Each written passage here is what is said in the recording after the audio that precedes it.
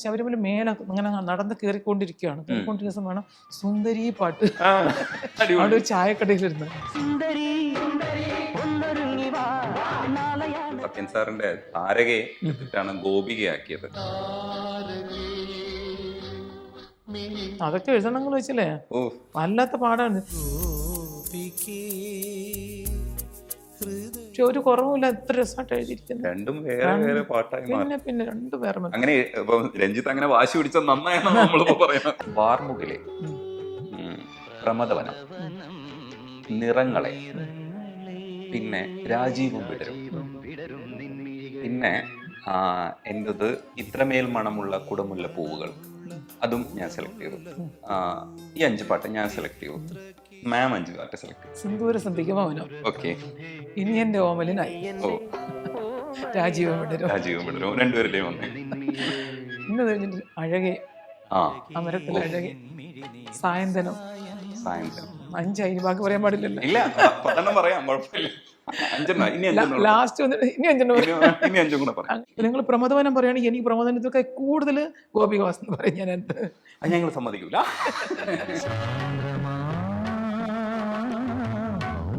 എത്ര താട്ടാണ് പൂക്കളും ഓടി കിടന്നിട്ട് നമ്മളെ ഓർത്തില്ലേ, നമ്മൾ തോന്നുന്നു ശരി എന്നിങ്ങനെ പോകാൻ പറ്റിയ.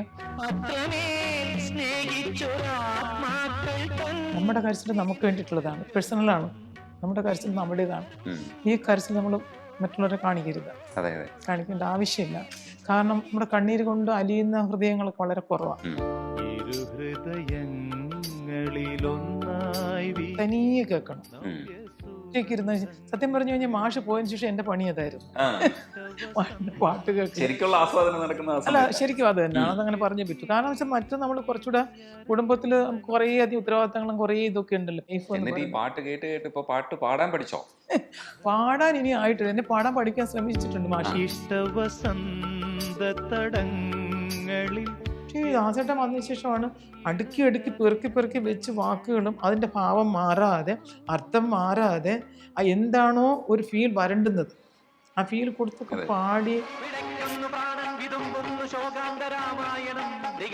ഗന്ധർവ് എന്ന പട്ടം ശരിക്കും പറഞ്ഞു കഴിഞ്ഞാൽ അന്വർത്താണ്. മറ്റൊരു ഗന്ധർവൻ ഇതുവരെയും വന്നിട്ടില്ല, ഇനി വരുമെന്നും തോന്നില്ല. അതുപോലെ അത് ഇറോട്ടിക് സോങ് ആണ്. പക്ഷെ നമ്മൾ ആ എലമെന്റ്സ് ഒക്കെ പോയൻവിയുടെ എഴുത്തായതുകൊണ്ട് ഭയങ്കര രസമായിട്ടാണ് വന്നിരിക്കുന്നത്. ശോകഗാനങ്ങളെ കുറിച്ച് നമ്മൾ അന്ന് സംസാരിച്ച സമയത്ത് ഇപ്പൊ വികാരനൗകയുമായിട്ട് നമ്മൾ സംസാരിച്ചിട്ടുണ്ട്. അതേപോലെ സാന്ദ്രമാ മൗനത്തിൽ നമ്മൾ സംസാരിച്ചു. പക്ഷെ വിട്ടുപോയൊരു പാട്ടെന്ന് പറയുന്നത് ശോകമോകമായി, ആ പാട്ട് വഴിമാറി യാത്രയായി, നമ്മുടെ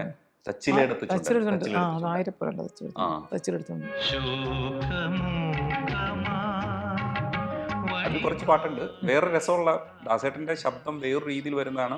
കടുവായെ കിടുവ പിടിക്കുന്നേ അമ്പമ്പോ മരയൊന്നിന് ചായ മടിക്കുന്നേ എന്നുള്ള അത് അതിൽ വേറൊരു സാധനമില്ല. ആലപ്പുഴ വാഴും എന്ന് പറഞ്ഞിട്ടൊരു പാട്ടുണ്ട്. അപ്പൊ അത് ഈ കടുവായെ കിടുവ പിടിക്കുന്ന വേറെ ശബ്ദമായിരുന്നു ഉപയോഗിച്ചിരിക്കുന്നത്. അതെ അതെ അതെ.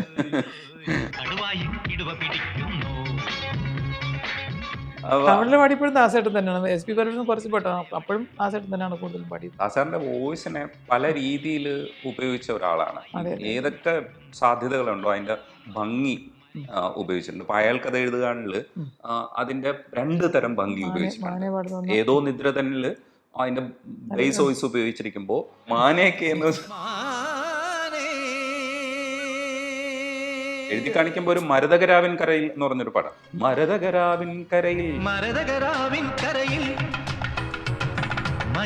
ഇവളെ MG ശ്രീകുമാറാണ് പാടിയത്. അതെ അതെ. അല്ല, അതൊരു രസമല്ലേ? അത് അതിലാണ് ഈ ഡാൻസേഴ്സ് വരുമ്പോഴത്തേക്ക് ഒരെണ്ണം വരുമല്ലോ പാട്ട് വരുമ്പോ. അതൊരു ബെസ്റ്റ് പാട്ട്, നല്ലൊരു ഇതായിരുന്നു കേട്ടോ. ഈ കോമ്പോസ് നോക്കുമ്പോ ഈ ഗിരീഷേട്ടൻ കുറെ പാട്ടുകളില് ഗിരീഷേട്ടൻ വന്നിട്ടുണ്ട്. പക്ഷെ കൈതപ്രോ ആയിട്ടുള്ള പാട്ടുകൾക്കൊക്കെ വേറൊരു തലം കിട്ടിയിട്ടുണ്ട്, ഒരു പ്രൗഢി. ഒരു പ്രൗഡെന്ന് പറയുമ്പോൾ എനിക്ക് തോന്നുന്നു ആ സിനിമകളും അങ്ങനെ ഒരു അപ്ലിഫ്റ്റ് ചെയ്യപ്പെട്ട സിനിമകളാണ്. ശരിക്കും മാഷ് വന്നിട്ട് 89, 88 വരേക്കും ചെയ്ത പാട്ടുകളിൽ നിന്ന് 89 വന്നിട്ട് എ ഓട്ടോ 88 അല്പം പടം കുറവുള്ള സമയമായിരുന്നു. 87-88 വർഷങ്ങളിൽ കുറച്ച് പടങ്ങൾ കുറവുള്ള സമയമായിരുന്നു. ആ സമയത്താണ് തമിഴിൽ ചെയ്തുകൊണ്ടിരുന്നത്. 87 വർഷങ്ങളിൽ മലയാളത്തിൽ വെച്ചത്. അപ്പോഴാണ് എ ഓട്ടോ വന്നത്. അപ്പോൾ അതൊരു പ്രത്യേക രീതിയിലുള്ള ഒരു പെട്ടെന്ന് ആ പാട്ടുകളൊക്കെ നല്ല ഹിറ്റായി, കസ്തൂരിയൊക്കെ ചെയ്തിട്ട് ഹിറ്റായി. പക്ഷെ 90-ലാണ് ഇത് വന്നത് ഹിസൈനസ് തൊട്ട് തുടങ്ങിയ മാഷിൻ്റെ പാട്ട് ശ്രദ്ധിച്ചാൽ മനസ്സിലാകും അന്ന് വരെയുള്ള രവീന്ദ്രൻ മാഷിൻ്റെ പാട്ടിൽ നിന്നും വേറൊരു തലത്തിലേക്ക്, അല്ലേ, നമ്മളൊരു പ്രൗഢ സംഗീതം നമ്മൾ പറയും, അല്ലേ, ഒരു പ്രൗഢിയോട് കൂട്ടി വേറെ എല്ലാ പാട്ടും ശ്രദ്ധിച്ച് നോക്കൂ. കുറച്ചുകൂടെ ഒരു എന്തൊരു ഗാംഭീര്യമുള്ള പാട്ടുകൾ.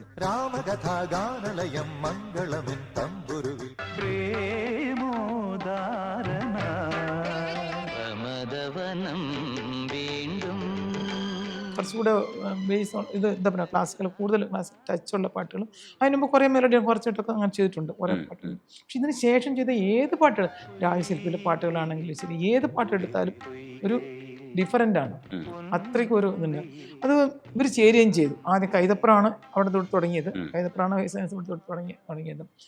കൈതപ്പുറത്തിൻ്റെ പാട്ടുകളുടെ ഒരു പ്രത്യേകത എന്ന് വെച്ച് കഴിഞ്ഞാൽ ഗിരീഷിൻ്റെയും അങ്ങനെ ഇല്ലയെന്നില്ല, പക്ഷേ എങ്കിലും കൈതപ്പുറത്തിന് ഈ പറഞ്ഞിട്ട് ഈ പ്രൗഢി നിലനിർത്താൻ പറ്റുന്ന വരികളാണ് അദ്ദേഹത്തിന്, അല്ലേ. ഒരു നമ്മൾ പറയില്ലേ, എന്താ പറയുന്ന ആ വരികൾക്ക് നല്ലൊരു ഗാംഭീര്യമുള്ള ഒരു വരികളും കൂടി ആണ്. ഗിരീഷാണെങ്കിലും വന്നിട്ട് എല്ലാത്തരം പാട്ടുകളും എന്തെഴുതാനും ശരിയാണ്. അയ്യോ, ഗിരീഷിനെയൊക്കെ നമ്മൾ സമ്മതിക്കണം. ഗിരീഷൊക്കെ എന്ന് പറഞ്ഞാൽ എന്താ, ഗിരീഷിനെ പറയുന്നത് ഒരു കമ്പ്യൂട്ടർ എന്നാ. അല്ല, ഇവർക്കൊന്നും എഴുതാൻ സമയം വേണ്ട. ഈ ഗിരീഷിനൊന്നും ഒരു 5 മിനിറ്റ് കൊണ്ട് പാട്ട് എഴുതാൻ. ഇത് കഴിവുള്ളൊരു മനുഷ്യനായിരുന്നു, അറിയാമോ. ഇത്ര നേരത്തെ പോയി നമുക്ക് സങ്കടമാണെന്ന് വെച്ചാൽ. അതുപോലെ തന്നെ ഈ സിനിമാ ചരിത്രം മുഴുവൻ തലയിലുണ്ട്. സിനിമ തുടങ്ങിയ കാലം തൊട്ടുള്ള പാട്ടിനെ കുറിച്ച് ചോദിച്ചു കഴിഞ്ഞാൽ പാട്ട് മാത്രമല്ല, അതിൻ്റെ വരികളും അതിൻ്റെ മ്യൂസിക് ഡയറക്ടർ സിനിമ നടിച്ചവർ എല്ലാം കമ്പ്യൂട്ടർ പോലെ പറഞ്ഞിട്ടുണ്ട്. ശരിക്കും അങ്ങനെ ഒരു കഴിവുള്ള ആളായിരുന്നു. അതുപോലെ അന്ന് പറഞ്ഞിരുന്നു സത്യൻ സാറിന്റെ താരകയെ എടുത്തിട്ടാണ് ഗോപികയാക്കിയത്. അതെ. അപ്പൊ ആ മീറ്ററിൽ ഒരു സാധനം പിന്നെ അതൊക്കെ എഴുതണമെങ്കിൽ വെച്ചല്ലേ വല്ലാത്ത പാടാണ്. ശരിക്കും പറഞ്ഞാൽ അത് പാടാണ്, കഷ്ടമാണ്. മാഷ് തന്നെ പറയാറുണ്ട് കേട്ടോ, ഇതാണ് സ്ട്രൈറ്റ് ആകുമ്പോൾ കൊണ്ട് ചെയ്ത് നമ്മൾ എങ്ങനെ വേണമെങ്കിലും പോകാമല്ലോ, ഇതിനകത്ത് തന്നെ നിൽക്കണ്ടേ, ഈ ഫ്രെയിമിൽ തന്നെ നിൽക്കണ്ടേ. അപ്പൊ അങ്ങനെ എഴുതുമ്പോഴത്തേക്ക് പക്ഷെ ഒരു കുറവുമില്ല, എത്ര രസമായിട്ട് എഴുതിയിരിക്കുന്നത്. പിന്നെ രണ്ടും വേറെ. രഞ്ജിത്ത് അങ്ങനെ വാശി പിടിച്ച നന്നായാണ്. അല്ല, ഈ ഗോപിക എന്നിട്ട് ആ ഒരു അല്ല താരകയുടെ ഒരു രണ്ടും വേറെയാണ്. എന്നോടൊന്ന് ചോദിച്ചതാണ് ഇതിന് സാമ്യത ഉണ്ടോ എന്ന് ചോദിച്ചപ്പോഴും എന്നോട് കൂടുതൽ ചോദിക്കുന്ന ആ കാര്യങ്ങളൊക്കെയാണ്. ഈ സാമ്യത കണ്ടുപിടിക്കാൻ എനിക്ക് വലിയ ഇഷ്ടം, വലിയ എളുപ്പമാണ്, ഇഷ്ടമാണ് തോന്നിട്ട്. ശരി, എങ്കിലും അതൊക്കെ എനിക്ക് നമുക്ക് മനസ്സിലാവും, എവിടെയോ എന്തിൻ്റെയോ ഉണ്ട്. പക്ഷെ പറഞ്ഞൊക്കെ ചില മനസ്സിലാക്കാൻ പറ്റില്ല കേട്ടോ. പക്ഷെ ഉള്ളിലുണ്ടാവും ഇത് എവിടെയോ ഇത് കേട്ടിട്ടുണ്ട് എന്ന് പറഞ്ഞിട്ട് ഇങ്ങനെ ഇരിക്കും ഞാനും. ഈ പാട്ടുണ്ട് ഇങ്ങനെ കേട്ടിട്ട് ഇങ്ങനെ ചോദിച്ചിട്ടുണ്ട് എന്തെങ്കിലും സമയം ഒരു സാമ്യതയും തോന്നുന്നില്ല വേറെ മനുഷ്യർ. പക്ഷെ ഇങ്ങനെ എഴുതിയതാ, അത് ഇങ്ങനെയാണ് നമ്മൾ എഴുതിയത്. പക്ഷെ അത് ഗിരീഷിൻ്റെയും കഴിവും അത്രയ്ക്ക് വലിയ കഴിവാണ്. അതുപോലെയാണ് മറ്റേ മിഴി രണ്ടിലും മറ്റേ വയലാർ ശരചന്ദ്രവർമ്മ മറ്റേ മാമ്പാട്ടുണ്ടല്ലേ, എന്തിനായി ഇടം കണ്ടു, അതും അങ്ങനെയല്ലേ, അതും അതേപോലെയാണ്. അത് പണ്ടത്തെ പാട്ട് മറ്റേ ഇതാണ്, അന്ന് നിന്റെ നുണക്കുഴി തെളിഞ്ഞിട്ടില്ല. ആ പാട്ടാണ് രഞ്ജിത്താണല്ലോ അതും. അന്ന് നിന്റെ നുണക്കുഴി തെളിഞ്ഞിട്ടില്ല, ആ പാട്ടിനെ പോലൊരു പാട്ട് ഞാൻ പറഞ്ഞതാണ്. ഇങ്ങോട്ട് ആ മീറ്റിൽ എഴുതിയതാ ഇത്, അന്ന് നിന്റെ നുണക്കുഴി തെളിഞ്ഞിട്ടില്ല.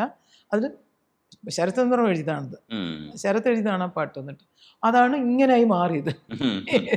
ഏത് ഇതിന് അന്ന് ശരത്ത് ഞങ്ങൾ പിന്നെ ഇതിൻ്റെ ഒരു ഇൻ്റർവ്യൂവിന് നമ്മൾ ഒരുമിച്ചുണ്ടായിരുന്നു. അത് പറഞ്ഞ് ഞാൻ വിചാരിച്ചോണ്ട് എന്നോട് അങ്ങനെ എഴുതാൻ പറഞ്ഞു.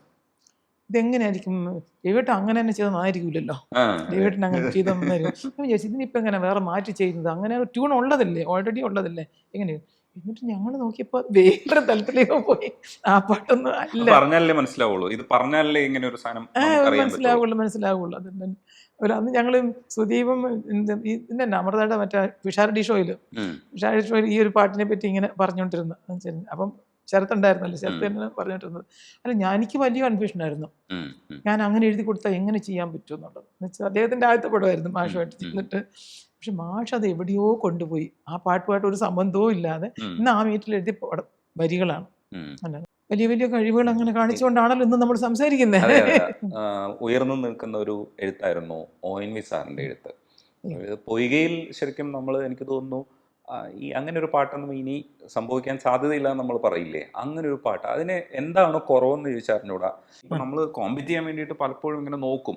കാവേരി ശരിയാണ്, കാവേരിയും നമ്മൾ യുണീക്കാണ് പാട്ട്, പക്ഷെ ആ സിനിമയിൽ തന്നെ വരുന്നതുകൊണ്ട് നമ്മൾ പെട്ടെന്ന് കമ്പാരിസൺ നടത്തും, കാവേരിയാണോ പൊയ്കയിലാണോ ഏറ്റവും. പക്ഷെ പൊയ്കയിൽ എനിക്ക് തോന്നുന്നു അതിന്റെ വിഷ്വൽസും ഇനി അങ്ങനെ ഒരു സാധനം വരില്ല എന്ന് തോന്നുന്നു. അത് മോഹൻലാലും അതിന് പിന്നെ അഭിനയം അല്ല, ആ സീനും അതിന് എന്താ പറയാ, അത് ശരിയാണ്, രജനീഷ് പറഞ്ഞത് ശരിയാണ്.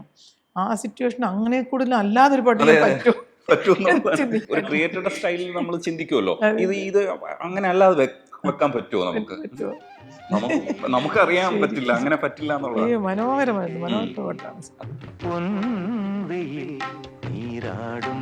അതല്ല, അത് ഇറോട്ടിക് സോങ് ആണ്, പക്ഷെ നമ്മൾ ആ എലമെന്റ്സ് ഒക്കെ ONV എഴുത്തായതുകൊണ്ട് ഭയങ്കര രസമായിട്ടാണ്. അല്ല, ONV അതാണ്, ഈ അദ്ദേഹത്തിനൊരു ഇതുണ്ടായിരുന്നല്ലേ ഇപ്പോഴും, അദ്ദേഹത്തിന്റെ ഡിഗ്നിറ്റി, അദ്ദേഹത്തിന്റെ ഒരു ഇതുണ്ടായിരുന്നു, അത് വിട്ടിട്ട് അദ്ദേഹം ഒരിക്കലും ചെയ്യില്ല. പക്ഷെ ഈ ഒരു സിറ്റുവേഷൻ ആയിട്ട് പോലും അതിനകത്ത് വേറൊരു രീതിയിൽ പോകാതെ അതിൻ്റെ അകത്തുനിന്ന് എല്ലാം ഉണ്ടും താനും അല്ലേ. പക്ഷെ അത് കേൾക്കുമ്പോൾ ആർക്കും ഒരു അശ്ലീലമോ അല്ലെങ്കിൽ വേറൊന്നും തോന്നാത്ത രീതിയിൽ അത് അദ്ദേഹത്തിന്റെ ഒരു കഴിവാണെന്ന് വെച്ചാൽ അദ്ദേഹത്തിന്റെ ഒരു, അദ്ദേഹം അങ്ങനെ എഴുതുള്ളൂ. അദ്ദേഹത്തിന്റെ പാട്ടുകളെല്ലാം ശ്രദ്ധിച്ചാൽ മനസ്സിലാവും അദ്ദേഹം അങ്ങനെ എഴുതുക. അതുപോലെ വരികൾ എഴുതിയേ ചെയ്യാൻ സമ്മതിക്കുള്ളൂ, വരികൾ എഴുതിയ ഒരിക്കലും ട്യൂൺ ചെയ്യില്ല. അദ്ദേഹം വരികൾ എഴുതി തന്നെ ചെയ്യാൻ പറയുള്ളൂ, സമ്മതിക്കുള്ളൂ. അദ്ദേഹത്തിന്റെ വരികൾ ഒട്ടും മാറ്റാനും സമ്മതിക്കില്ല, അദ്ദേഹം നിർബന്ധമായിരുന്നു ഈ ഒരു ഇങ്ങനെ തന്നെ മതി. എനിക്കിപ്പോഴും ഓർമ്മയുണ്ട്, എൻ്റെ ഹൃദയത്തിന്റെ ഉടമ എന്ന പടത്തിൽ പാട്ട് എഴുതിപ്പെട്ട് അതിനകത്തൊരു ലാസ്റ്റ് മറ്റേ ഏകാഗി എന്നുള്ള പാട്ടിനാണെന്ന് തോന്നുന്നു, അതിനകത്തൊരു ഹാ നിന്ന് വരും, ഒരു അദ്ദേഹം എഴുതി തന്നിട്ടുണ്ട്. വരികൾ ട്യൂൺ ചെയ്തിട്ട് ഇങ്ങനെ വന്നിട്ട് പിന്നെ ഈ ഹായുടെ ആവശ്യമില്ല ഇവിടെ എന്ന് തോന്നി. അങ്ങനെ സാറിനോട് വിളിച്ച് പറഞ്ഞു, സാറിനോട് ഞാൻ വിളിച്ച്, സാറാ ആ ഹാ അവിടെ വേണം അല്ല, ആ ട്യൂൺ ഇങ്ങനെ വരുന്ന സമയത്ത് ഹാ അവിടെ ഇതാകുന്നില്ല എന്ന് പറഞ്ഞുകൊണ്ട് ഇപ്പം ഹാ മാറ്റിയാലും അർത്ഥം അങ്ങനെ തന്നെ വരുന്നുണ്ടോ എന്ന് പറഞ്ഞു. ഇല്ല രവീന്ദ്രനെ വിളിക്കുള്ളൂ, രവീന്ദ്ര ആ ഹാ അവിടെ വേണം. എന്നിട്ട് ഹാ ഇപ്പോഴും ഉണ്ട്, പാട്ട് കേട്ട് അറിയാം, ഹാ ഉണ്ട് ലാസ്റ്റ്. അവരായിട്ട് പറയും അതൊന്ന് മാറ്റി കഴിഞ്ഞാൽ അർത്ഥം മാറാൻ പോകുന്നില്ല. പക്ഷെ അത്രയ്ക്ക് നിർബന്ധമാണ് അദ്ദേഹത്തിന്റെ വരികളിൽ യാതൊരു കേടുപാടും കൂടാതെ ചെയ്യുള്ളൂ. എനിക്ക് ഇഷ്ടപ്പെട്ട പാട്ടുകളിലൊന്നാണ് കേട്ടോ അതിൽ ഏകാഗ്യം. അതിലും 2-3 പാട്ടുകളുണ്ട്, എല്ലാം ഇവൻ ബിജു പാടിയൊരു പാട്ടുണ്ട്, പറയാത്ത മൊഴികൾ തന്നെ ആഴത്തിൽ മുങ്ങിപ്പോയി എന്ന് പറഞ്ഞിട്ട്, ബിജുവിന്റെ നല്ലൊരു പാട്ടായിരുന്നു അത്. വന്നിട്ട് ജേട്ടന്റെ പാട്ടാണ് ഈ ഏകാഗി. ഈ ഏകാഗിയം നിന്റെ സ്വപ്നങ്ങൾക്കൊക്കെയും അതിനകത്ത് ഈ പോയി വരൂ വേനലേ എന്ന് ചൊല്ലി എന്നൊക്കെ പറഞ്ഞിട്ട് അവസാനം ഈ വന്നണയാത്ത വസന്തം നമ്മൾ കാണും വെറും പാഴ്ക്കിനാവല്ലേ എന്ന് പറയുന്ന ഒരു വരിയുണ്ട്. ശരിക്കും പറഞ്ഞു കഴിഞ്ഞാൽ ഒരു കമ്മ്യൂണിസ്റ്റ് കവിയായിരുന്ന ONVയുടെ മനസ്സിനകത്ത് ഈ വിപ്ലവ പ്രവർത്തനങ്ങളൊന്നും ഈ കാലഘട്ടത്തിൽ നടക്കില്ല എന്ന് മനസ്സിലാക്കിയതിന് ശേഷം, തിരിച്ചറിഞ്ഞതിന് ശേഷം കവി മാറിയതായിട്ടാണ് എനിക്ക് തോന്നിയിട്ടുള്ളത്. അതിന്റെ വരിയാണ് ഈ വന്നണയാത്ത വസന്തം നമ്മൾ കാണും വെറും പാഴ്ക്കിനാവല്ലേ. അതായത് നമ്മൾ കാണുന്ന ഈ സുന്ദരമായ സോഷ്യലിസ്റ്റിക് കൺട്രി ഉണ്ടല്ലോ, അത് ശരിക്കും നമ്മുടെ സ്വപ്നം മാത്രമാണ്, ഇതൊന്നും നടക്കാൻ പോകുന്നില്ല വ്യാഖ്യാനിക്കാൻ പറ്റും. എനിക്ക് അതേപോലെ ജയകുമാർ സാറിന്റെ ഇത്രമേൽ മണമുള്ള കുടമുല്ല പൂവുകൾക്ക് എത്ര കിനാക്കളുണ്ടായിരിക്കും, ഇത്രമേൽ മണമുള്ള കുടമുല്ല. ശരിക്കും എന്റെ കോളേജ് കാലഘട്ടത്തില് ഒത്തിരി പാടിയിട്ടുണ്ടാവില്ല, ഒരു പെങ്കൊച്ചുണ്ടായിരുന്നു, അവളെ ഞാൻ കുടമുല്ല എന്നാണ് വിളിച്ചിരുന്നത്. സീരിയസ്ലി. ഞാൻ ഏറ്റവും കൂടുതൽ ഈ പൂവിന്റെ സ്വപ്നങ്ങൾ പൂക്കളെക്കാളും മൃദുലവും സൗമ്യവുമായിരിക്കും എന്നൊക്കെ പറഞ്ഞിട്ട് അവിടെ പോയി ഇങ്ങനെ ചുറ്റിത്തിരിയുന്ന സമയത്തൊക്കെ പാടിയിരുന്ന പാട്ടാണ്. അല്ലല്ല, തീർച്ചയായിട്ടും ഒരു പ്രായത്തിൻ്റെതും സമയത്തിൻ്റെതും ഒക്കെ നമ്മളെ അങ്ങനെ സ്വാധീനിക്കാൻ പിന്നെ എന്നും മറക്കില്ല, നമ്മുടെ ഹൃദയത്തിൽ ഉണ്ടാവും. ശരി, ഓരോരുത്തർക്കും ഉണ്ടാവുമല്ലോ ഒരു സമയത്ത്. ദാസാറിന്റെ ശബ്ദം ഇങ്ങനെ പൂവിന്റെ സ്വപ്നങ്ങൾ സ്വപ്നമൊക്കെ ഒരു സാധനം ഉണ്ടാവും. നമ്മള് കൊറേ ഭാഷയുടെ പ്രയോഗമൊക്കെ നമുക്ക് കിട്ടിയത് ഇൻബിൽട്ട് ആയിട്ട് നമുക്ക് കിടക്കുമ്പോൾ തോന്നുന്നു നമ്മൾ ഇതൊക്കെ ഫോളോ ചെയ്തുകൊണ്ടായിരിക്കും.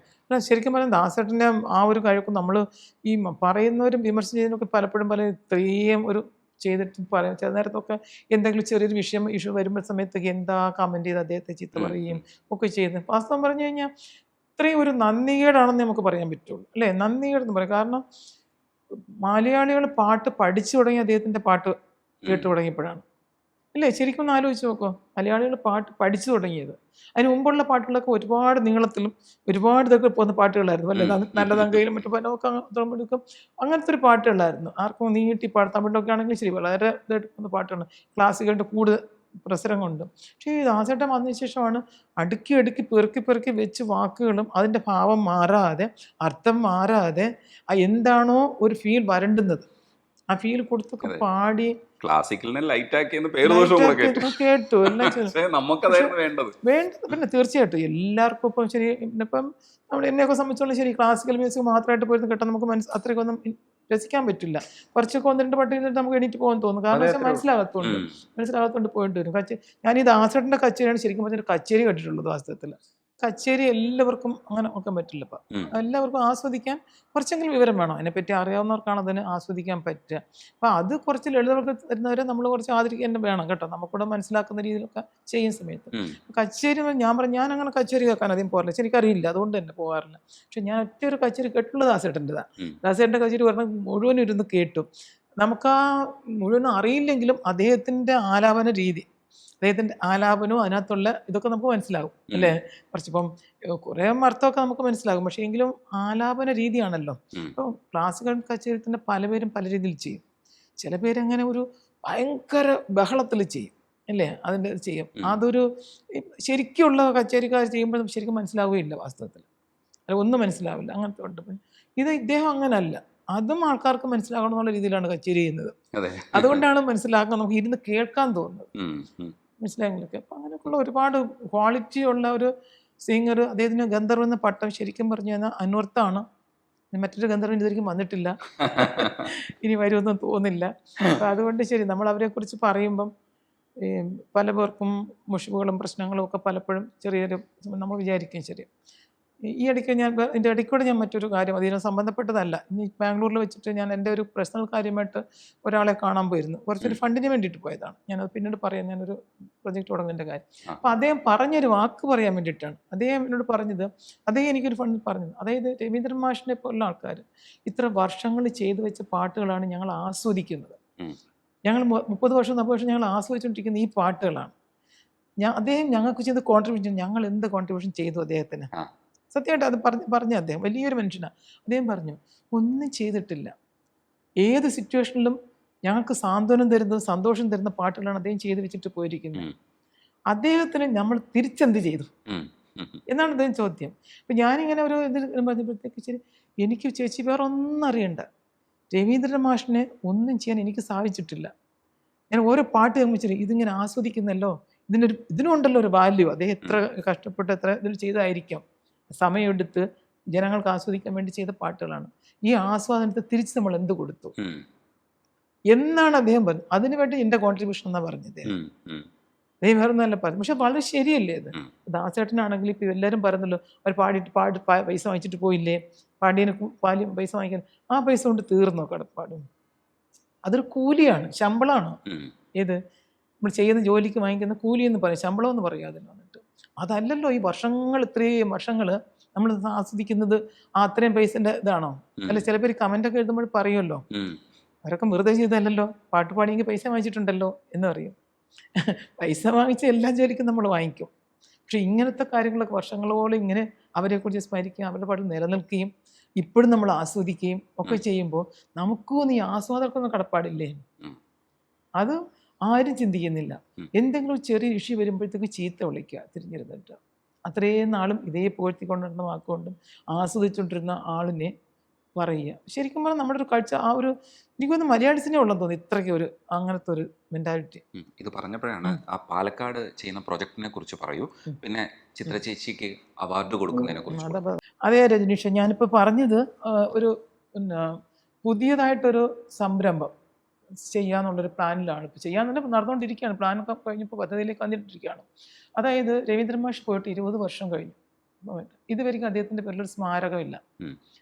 അപ്പം അദ്ദേഹത്തിൻ്റെ പേരിൽ നമ്മൾ പറയാം സ്മാരകത്തിൻ്റെ ആവശ്യമില്ല. അദ്ദേഹത്തിൻ്റെ പാട്ടുകൾ തന്നെയാണ് അദ്ദേഹത്തിൻ്റെ സ്മാരകം അല്ലേ.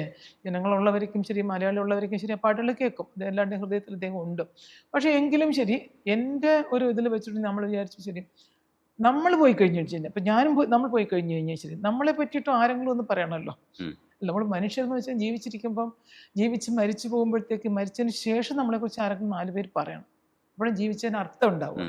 അല്ലെങ്കിൽ നമ്മളെ പട്ടിയോ പൂച്ചയോ ഒക്കെ ചത്തു പോകുന്നവർ ചത്തുപോകും അല്ലേ, ആരും ഒന്നും പറയില്ല, പോയി കിട്ടിയല്ലോ എന്നുള്ള സന്തോഷിക്കും. നമ്മൾ ആർക്കെങ്കിലും, അത് മനുഷ്യനായിട്ട് ജനിച്ചു കഴിഞ്ഞാൽ നമ്മുടെ പേര് 4 പേരുടെയെങ്കിലും മനസ്സിലുണ്ടാകുന്നില്ല, എന്തെങ്കിലും ഒരു കോൺട്രിബ്യൂഷൻ നമ്മൾ ചെയ്യണം. മാഷിനെ കുറിച്ച് നമ്മൾ പറഞ്ഞത് അദ്ദേഹം ചെയ്ത് വെച്ചിട്ട് പോയതുകൊണ്ടാണല്ലോ. അപ്പം ആ കഴിവ് അത് വേറെ കഴിവൊന്നും. ഞാനിങ്ങനെ എപ്പോഴും ചിന്തിച്ചുകൊണ്ടിരിക്കുമായിരുന്നു, ശരി എന്താ നമുക്ക് ചെയ്യാൻ പറ്റുന്നത്. അങ്ങനെ ചിന്തിക്കുന്നവർ മനസ്സായിരുന്നു, എന്തെങ്കിലും ഒന്ന് ആർക്കെങ്കിലും ഉപകാരപ്പെടുന്നില്ല എന്തെങ്കിലും ചെയ്യണം. അങ്ങനെ ആലോചിച്ച് മാഷിനൊരു സ്മാരകം ആയിക്കോട്ടെ, മാഷിനോ ഇല്ല, മാഷിൻ്റെ പേരൊന്നും അവിടെ നമ്മൾ പോയി കഴിഞ്ഞാലും ഇന്നും ഉണ്ടാവുന്നുള്ള രീതിയിൽ വെച്ചാൽ. അപ്പം ഞാനിങ്ങനെ ആലോചിച്ചു, ഒരു മണ്ഡപം കെട്ടിക്കഴിഞ്ഞാൽ അവിടെ പ്രോഗ്രാം നടക്കുമ്പോൾ മാത്രമേ ഉണ്ടാവുള്ളൂ, പിന്നെ അവർ അടച്ചിടും. പിന്നെ നടന്നാലായി നടന്നില്ലെങ്കിലായി ഇങ്ങനെയൊക്കെ എടുക്കും. അപ്പോൾ ഒരു വർത്തുള്ള മാതിരി തോന്നിയില്ല. അപ്പോഴാണ് ഒരു സീനിയർ സിറ്റിസൺ ഫോം ചെയ്യാമെന്ന് വിചാരിച്ചു. ഇന്നത്തെ കാലത്താണല്ലോ ഏറ്റവും കൂടുതൽ ആൾക്കാർക്ക് വേണ്ടുന്നത്.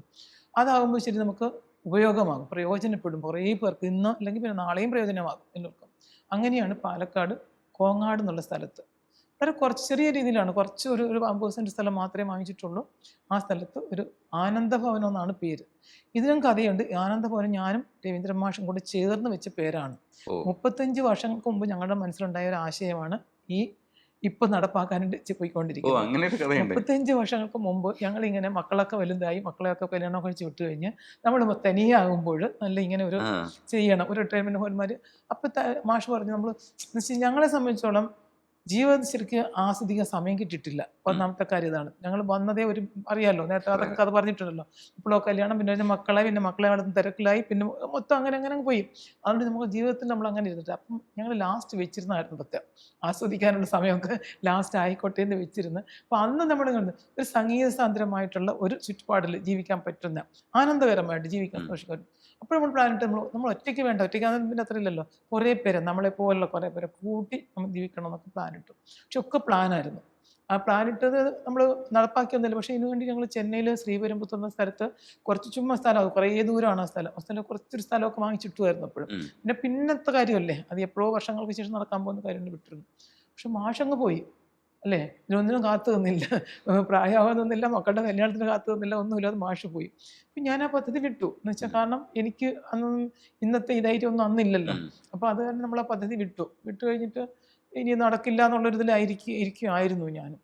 പക്ഷേ ഇപ്പോൾ ഒരു 4-5 വർഷം, ശരിക്കും പറഞ്ഞാൽ കോവിഡ് സമയത്താണ് എനിക്ക് തിരിച്ചും അതിൻ്റെ ഒരു ബന്ധം. അതുകൂടെ ഞാൻ പറയാം, ഒരു ഇൻസ്പിറേഷൻ വന്നതെന്ന് വെച്ച് കഴിഞ്ഞാൽ ഒരു ഇൻ്റർവ്യൂ കണ്ടപ്പോഴാണ്. ഒരു ഇൻ്റർവ്യൂ, അമൃതാനന്ദമയി അമ്മയുടെ ഒരു ഇൻ്റർവ്യൂ കണ്ടു. ജോൺ ബ്രിട്ടാസ് നടത്തിയ ഇൻ്റർവ്യൂ, അത് സുനാമി സമയത്ത് നടത്തിയതാണ്. അമ്മയോട് ചോദിച്ചു, അമ്മ ഒന്ന് 100 കോടി കൊടുക്കാമെന്ന്, ഗവൺമെൻറ് കൊടുക്കാമെന്ന് വാഗ്ദാനം ചെയ്തിരുന്നു. അപ്പോൾ സുനാമി സമയത്ത് ബ്രിട്ടാസ് ചോദിച്ചത്, അമ്മ 100 കോടി കൊടുക്കാമെന്ന് പറഞ്ഞല്ലോ, അമ്മ സ്വത്തിൻ്റെ മതിപ്പ് എന്താണ് എന്ന് ചോദിച്ചു. അമ്മയോട് ചോദിച്ചു. അപ്പം അമ്മ പറഞ്ഞു, എൻ്റെ കയ്യിൽ സ്വത്തൊന്നും ഇല്ല മോനെ, പിന്നെ 100 കോടി കൊടുക്കാമെന്ന് പറഞ്ഞല്ലോ എന്ന്. അപ്പം അമ്മ പറഞ്ഞു, അതെ, ഈ 135 കോടി ജനങ്ങളുണ്ട് ഈ നാട്ടിൽ, ആൾക്ക് 1 രൂപ തന്നു കഴിഞ്ഞാൽ എന്താകും, ഞാൻ അവരെ കണ്ടിട്ടാണ് പറഞ്ഞതെന്ന് അമ്മ പറഞ്ഞു. ഇത് കേട്ട സമയത്ത് എനിക്കൊരു ഇൻസ്പിറേഷൻ തോന്നി. എന്താണെന്ന് വെച്ച് കഴിഞ്ഞാൽ, രവീന്ദ്രൻ മാഷിൻ്റെ ആരാധകർ നാട് മുഴുവൻ നിറഞ്ഞു കിടപ്പുണ്ട്, ലക്ഷക്കണക്കിന് ആൾക്കാരുണ്ട്. നമ്മളിങ്ങനെ ഒരു പദ്ധതി ചെയ്താൽ ഇവരൊക്കെ സഹായിക്കുമെന്നുള്ള എനിക്കൊരു തോന്നൽ. ഇവരൊക്കെ കുറേശ്ശെ ചെയ്ത് കഴിഞ്ഞാൽ ശരി വലിയ സംഭവം ആവൂലേ എന്ന് ഞാൻ അങ്ങോട്ട് കണക്ക് കൂട്ടി. അങ്ങനെ കണക്ക് കൂട്ടിയിട്ടാണ് ശരിക്കും ഒരു ഇൻസ്പിറേഷനാണിത് രണ്ടാമത് ഞാൻ എടുത്തിട്ടത്. അല്ലെങ്കിൽ ഞാൻ അങ്ങനെ മറന്ന് വിട്ടതായിരുന്നു. മറന്നല്ല, വിട്ടു, നമ്മളെ കൊണ്ട് പറ്റില്ല. അങ്ങനെയാണ് ഞാൻ ഈ പദ്ധതിക്ക് വീണ്ടും ഒരു തുടക്കം ഇട്ടത്. അപ്പോൾ അതിനുവേണ്ടി ഞാൻ 21-ാം വർഷം തൊട്ട്, അതായത് 2021 തൊട്ട് ശ്രമിക്കുന്നുണ്ട്. പക്ഷെ ദൈവം സഹായിച്ചിട്ട് ആരാധകരൊന്നും കൂട്ടു നിന്നില്ല. അവരൊക്കെ ഫാൻസായിട്ട് മാത്രം നിന്നു, നമ്മളെ ഒരു രീതിയിലും അവർ സഹായിച്ചില്ല എന്നാണ് തന്നെ പറയണം. തീർച്ചയായിട്ടും അങ്ങനെ തന്നെ ആണ്.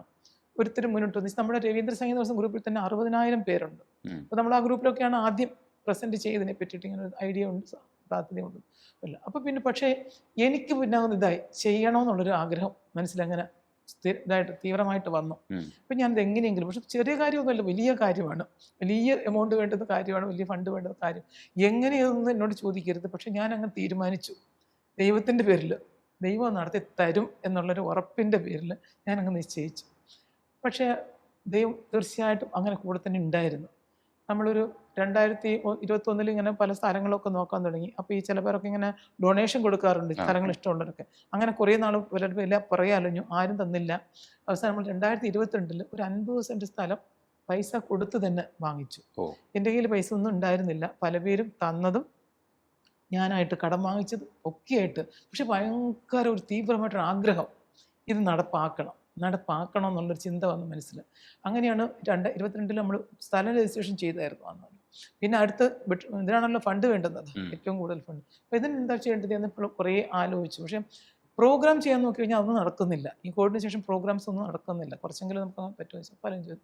പക്ഷെ അവിടെയും ഇത് എനിക്ക് തന്നിട്ടുള്ള ആൾക്കാരൊന്നും സിനിമാ ഫീൽഡിലുള്ള ആൾക്കാരല്ല. ഞാൻ സിനിമാക്കാരോട് ആരോട് ഇതുവരെയും പറഞ്ഞിട്ട് പോലും ഇല്ല ഇങ്ങനൊരു സംഭവം ഉണ്ടോ എന്നുള്ള കാര്യം പോലും ഒരുപാട് ചർച്ച ചെയ്തിട്ടില്ല. എന്ന് വെച്ചാൽ എന്നെ ഡിസ്കറേജ് ചെയ്യും. കാരണം പറയും, എന്തിനാ ഇപ്പോൾ ചേച്ചിക്ക് ഈ ആവശ്യമില്ലാത്ത ജോലി, ഇതേ പറയുള്ളൂ. സ്വാഭാവികമായിട്ട് എന്നെ കൂടുതൽ പേരും അങ്ങനെയാണ് പറയുന്നത്. ഇത്രയും വയസ്സല്ലേ ചേച്ചിക്ക് റെസ്റ്റ് എടുത്തൂടെ, എന്തിനാ ചേച്ചിക്ക് ഇതിനുള്ള റിസ്ക് ഉള്ള വർക്കിനൊക്കെ പോകുന്നതെന്ന് ചോദിച്ചിട്ട്. എന്നെ സംബന്ധിച്ചുള്ള എൻ്റെ സ്വഭാവം റിസ്ക് എടുക്കാൻ താല്പര്യമുള്ള ആളാണ്. ഒരു റിസ്കിൽ പോകണമെന്നുള്ളതാണ് എൻ്റെ ഇഷ്ടം. എനിക്ക് വെറുതെ ഇരിക്കുന്ന ഇഷ്ടമല്ല. അപ്പോൾ അതുകൊണ്ട് റിസ്ക് വേണം എന്നുള്ളത് ആഗ്രഹിക്കുന്ന ആളാണ് ഞാൻ പലതും ആലോചിച്ചു, എന്താ ഞാൻ ചെയ്യേണ്ടത്, റിസ്ക് ജോലി ചെയ്യേണ്ടത്. എനിക്കിവിടെ പറ്റുന്ന കാര്യമായിട്ട് തോന്നി ഈ കാര്യം. ഇത് ചെയ്യുമ്പോൾ നമുക്ക് മാനേജ് ചെയ്യാൻ പറ്റും എന്നുള്ളതാണ്. ഞാൻ അറിയാലോ രതീഷ്, ഞാൻ സ്പിരിച്വൽ രംഗത്താണ് ഇപ്പോൾ ഉള്ളത്. സപ്താഹങ്ങളൊക്കെ ധാരാളം ചെയ്യുന്നുണ്ട്.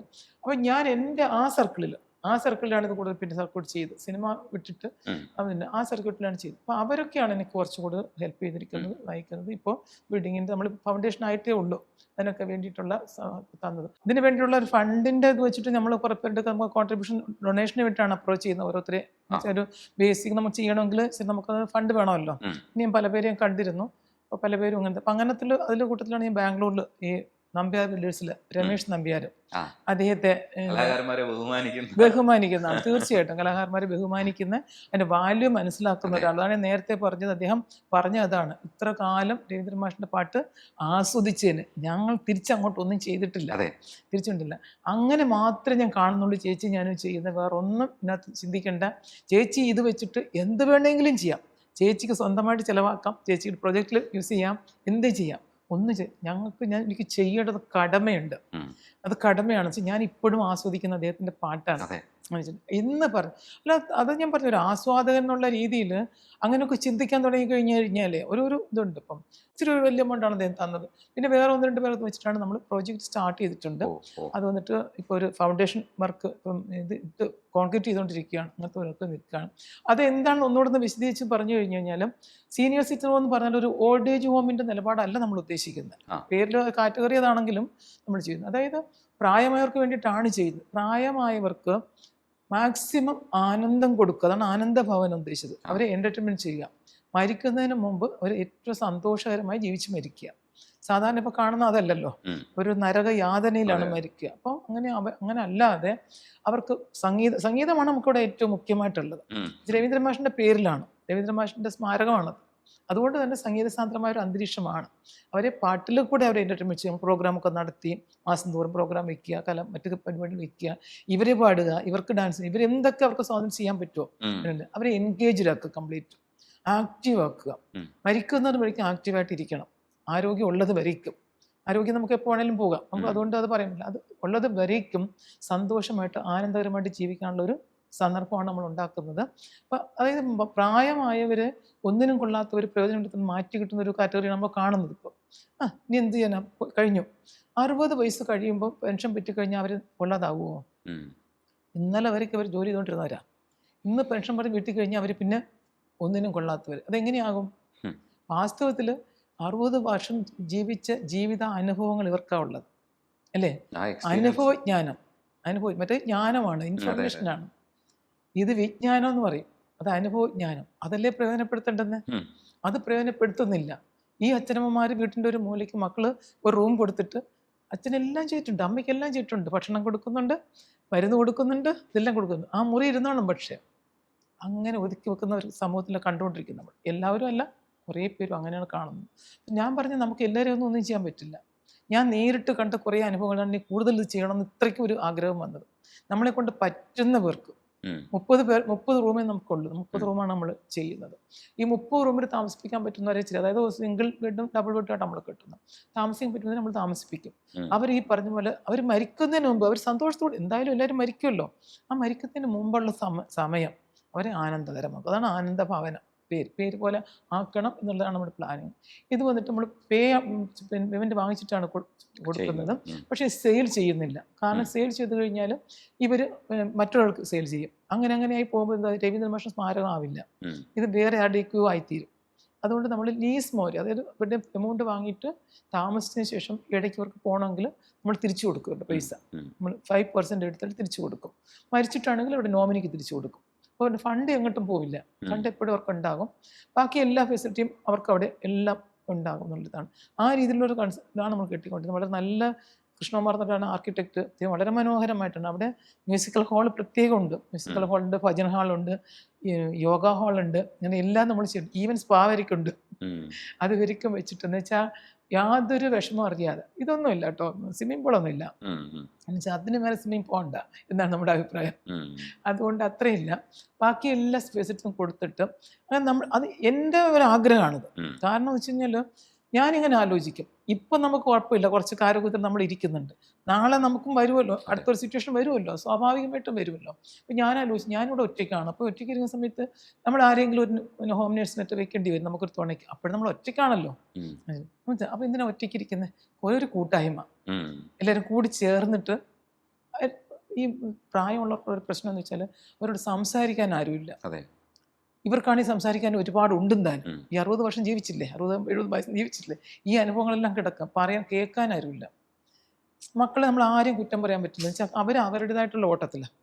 മക്കൾക്ക് അവരുടെ ജീവിതം പരിപിടിപ്പിക്കാനുള്ള ഓട്ടത്തിലാണ് അവർ. അപ്പോൾ അവർക്ക് ഇവരെ ശ്രദ്ധിക്കാൻ പറ്റിയെന്ന് വരില്ല, കൂടെ ഇരുന്ന് കേട്ടോണ്ടിരിക്കാൻ പറ്റില്ല. അപ്പോൾ അതുകൊണ്ട് അവരെ പോലുള്ള ആൾക്കാരെ, സെയിം മൈൻഡുള്ള ആൾക്കാരെ കുറേ പേര് അവർ വർത്താനം പറഞ്ഞോട്ടെ, സന്തോഷിച്ചോട്ടെ, അവർ ആടിക്കോട്ടെ പാടിക്കോട്ടെ, അല്ലേ, സ്വതന്ത്രരായിട്ട് ജീവിച്ചോട്ടെ, അങ്ങനെ ഒരു ഐഡിയ, ആ ഒരു ഇതോട് കൂടിയിട്ടാണ് നമ്മൾ ഇങ്ങനെ പദ്ധതി ചെയ്തുകൊണ്ടിരിക്കുന്നത്. അടിപൊളി. അതിന് എല്ലാവിധ ആശംസകളും. അതുപോലെ ചേച്ചിക്കാണ് ഈ വർഷത്തെ രവീന്ദ്രൻ മാഷിന്റെ പേരിലുള്ള അവാർഡ്. ചേച്ചി അപ്പോൾ 19-ാം തീയതി വരും. അതെ, ചിത്രയ്ക്കാണ്, ചിത്ര നമ്മുടെ വാനമ്പാടിക്കാണ് ഇപ്രാവശ്യത്തെ രവീന്ദ്ര പുരസ്കാരം. കഴിഞ്ഞ വർഷങ്ങളിൽ നമ്മൾ ഇങ്ങനെ പലവർക്കും ശ്രീകുമാരൻ ചേട്ടന്, വിദ്യാധരൻ മാഷിന്, കൈതപ്പുറത്തിനൊക്കെയാണ് കൊടുത്തുകൊണ്ടിരുന്നത്. ഇപ്പം സിംഗറിന് ആദ്യമായിട്ടാണ് കൊടുക്കുന്നത്. സിംഗറിന് ആദ്യം കൊടുക്കുമ്പോൾ ദാസേട്ടനാണ് ശരിക്കും കൊടുക്കേണ്ടത്, ഫസ്റ്റ് ദാസേട്ടൻ ഇല്ലാത്തത് കൊണ്ടും എപ്പോൾ വരുമോ എന്നുള്ളൊരു അനിശ്ചിതത്വം ഉള്ളത് കൊണ്ടും അറിയില്ല. അപ്പോൾ നമ്മൾ ചിത്രയെ വയ്ക്കാമെന്ന് വെച്ചു.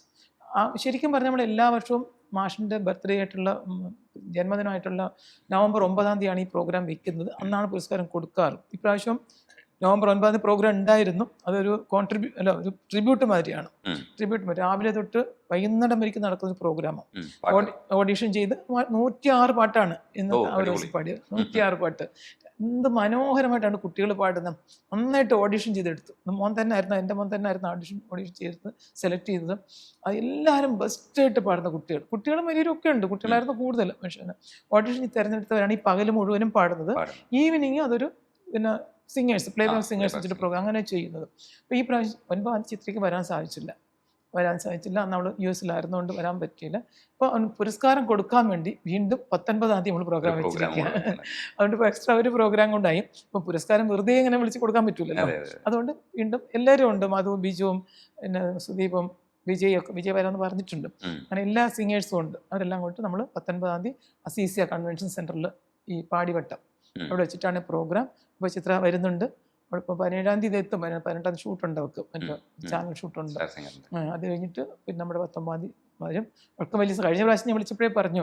അപ്പോൾ ഞാനിങ്ങനെ പറഞ്ഞായിരുന്നു, നിങ്ങൾ ഓടി നടക്കുകയാണ്, എപ്പോഴാണ് പിടിക്കാൻ പറ്റുമെന്ന് അറിയില്ല.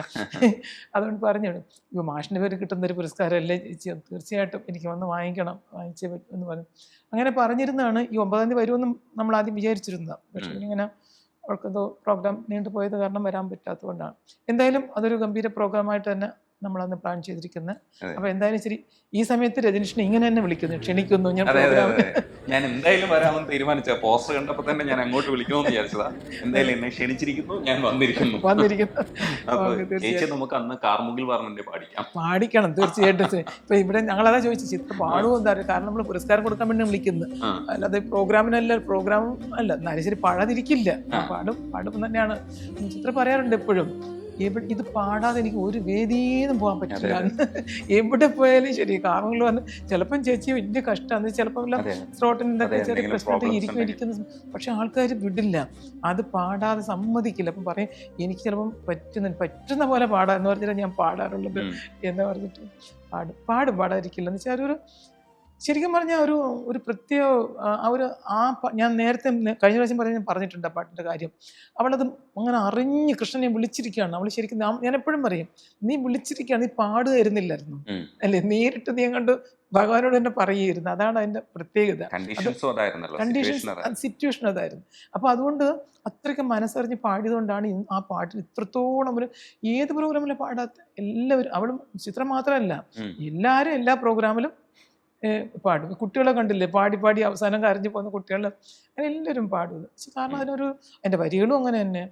അതുപോലെ തന്നെ അത്രത്തോളം നമ്മൾ ഏതൊരു ജോലി ചെയ്താലും രജനീഷെ സിൻസിയറായിട്ട് ചെയ്തു കഴിഞ്ഞാൽ അതിന് ഫലം ഉണ്ടാവും. ഏത് ജോലിയും പാട്ട് പാടുന്ന മാത്രമല്ല, നമ്മൾ എന്ത് ചെയ്യുന്നോ. എനിക്ക് അതിൻ്റെ ഇടയ്ക്ക് ഒരു കാര്യം പറയാനുണ്ട്. കഴിഞ്ഞ പ്രാവശ്യം ഞാൻ സംസാരിക്കുമ്പോൾ മാഷിന്റെ കണിക്കൊന്നകൾ പൂക്കുമ്പോൾ പാട്ട് പാടിയത് ശരിക്കും ചിത്ര ചേച്ചിയാണെന്ന് പറഞ്ഞു. ശരിക്കും സുജാത ചേച്ചിയുടെ പാട്ടാണ്. എനിക്ക് സ്ലിപ്പ് വന്നതാണ്. സത്യത്തിൽ ശിബുചേട്ടന്റെ പാട്ടാണ്, എനിക്ക് നല്ലോണം അറിയാവുന്നുള്ളൊരു പാട്ടാണ്.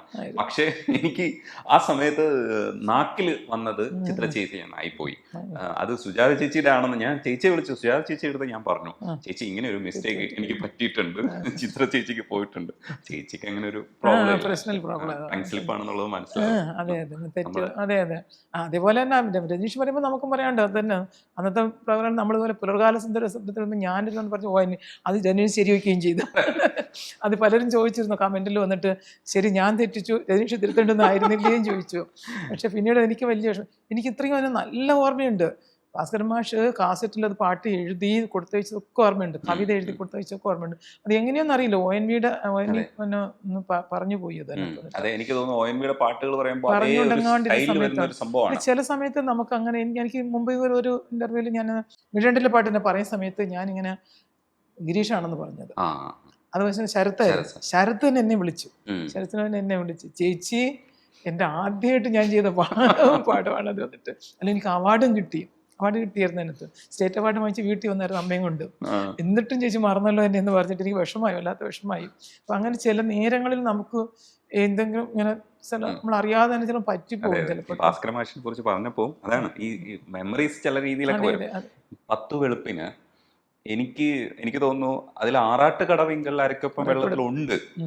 രണ്ടും എനിക്കിതുവരെയ്ക്കും കോമ്പീറ്റ് ചെയ്തിട്ട് എൻ്റെ മനസ്സിൽ തന്നെ ഒരു തീർപ്പ് കൽപ്പിക്കാൻ പറ്റിയിട്ടില്ല കേട്ടോ. പക്ഷെ ആറാട്ടുകടവിങ്കൽ എഴുത്തുകൊണ്ട് നമുക്ക് കുറച്ചുകൂടെ എനിക്ക് തോന്നുന്ന രസമുണ്ടെന്ന്. പക്ഷെ 10 വെളുപ്പിനാണ് അതിന്റെ മ്യൂസിക്കൽ ഒരു സാധനം ഉണ്ടല്ലോ, അതിനൊരു രസമുണ്ട്, ഋതമുണ്ട്.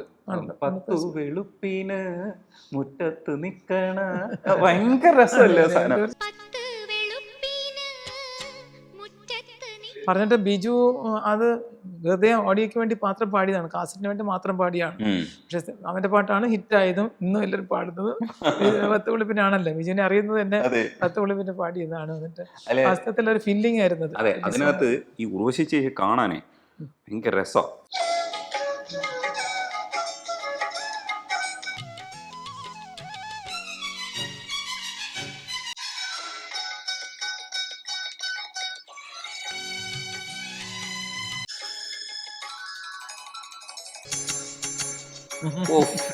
അതായത് ശരിക്കും ഈ കല്യാണ ചെക്കനും പെണ്ണിനും ഇന്ന് കിള്ളിക്കുറിശ്ശിയിൽ വരവേൽപ്പ് എന്ന് പറയുന്ന ആ സ്പേസ് കഴിഞ്ഞിട്ട് വരുന്നതാണ്.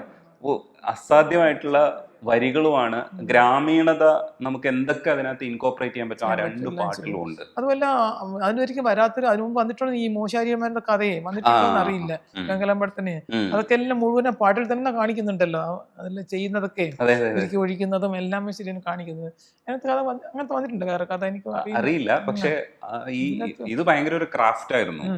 സാറിന്റെ ഒരു വരയും, ഭരതൻ സാറിന്റെ വരയും കാര്യങ്ങളും എല്ലാം അതിനകത്ത് ഇൻകോപ്പറേറ്റ് ചെയ്തിട്ടുണ്ട്. സാറിന് ഇത് ഭയങ്കര ഇഷ്ടമുള്ളൊരാണ്, ചെയ്യുമായിരുന്ന ആളാണ്. പിന്നെ എല്ലാം അയ്യോ ഇതായിരുന്നല്ലോ ആർട്ടിസ്റ്റ്, കലാകാരനായിരുന്നല്ലോ, അക്ഷരാർത്ഥത്തിൽ ഒരു കലാകാരൻ. ചെന്നൈയിൽ അദ്ദേഹത്തിന്റെ വീട്ടിലും ഒരു വാട്ടർ ഫാൾസ് ഉണ്ടായിരുന്നു, പണ്ട് ഉണ്ടായിരുന്നു വീട്ടിനകത്ത്. അദ്ദേഹം സ്വയം ഡിസൈൻ ചെയ്തതാണ്.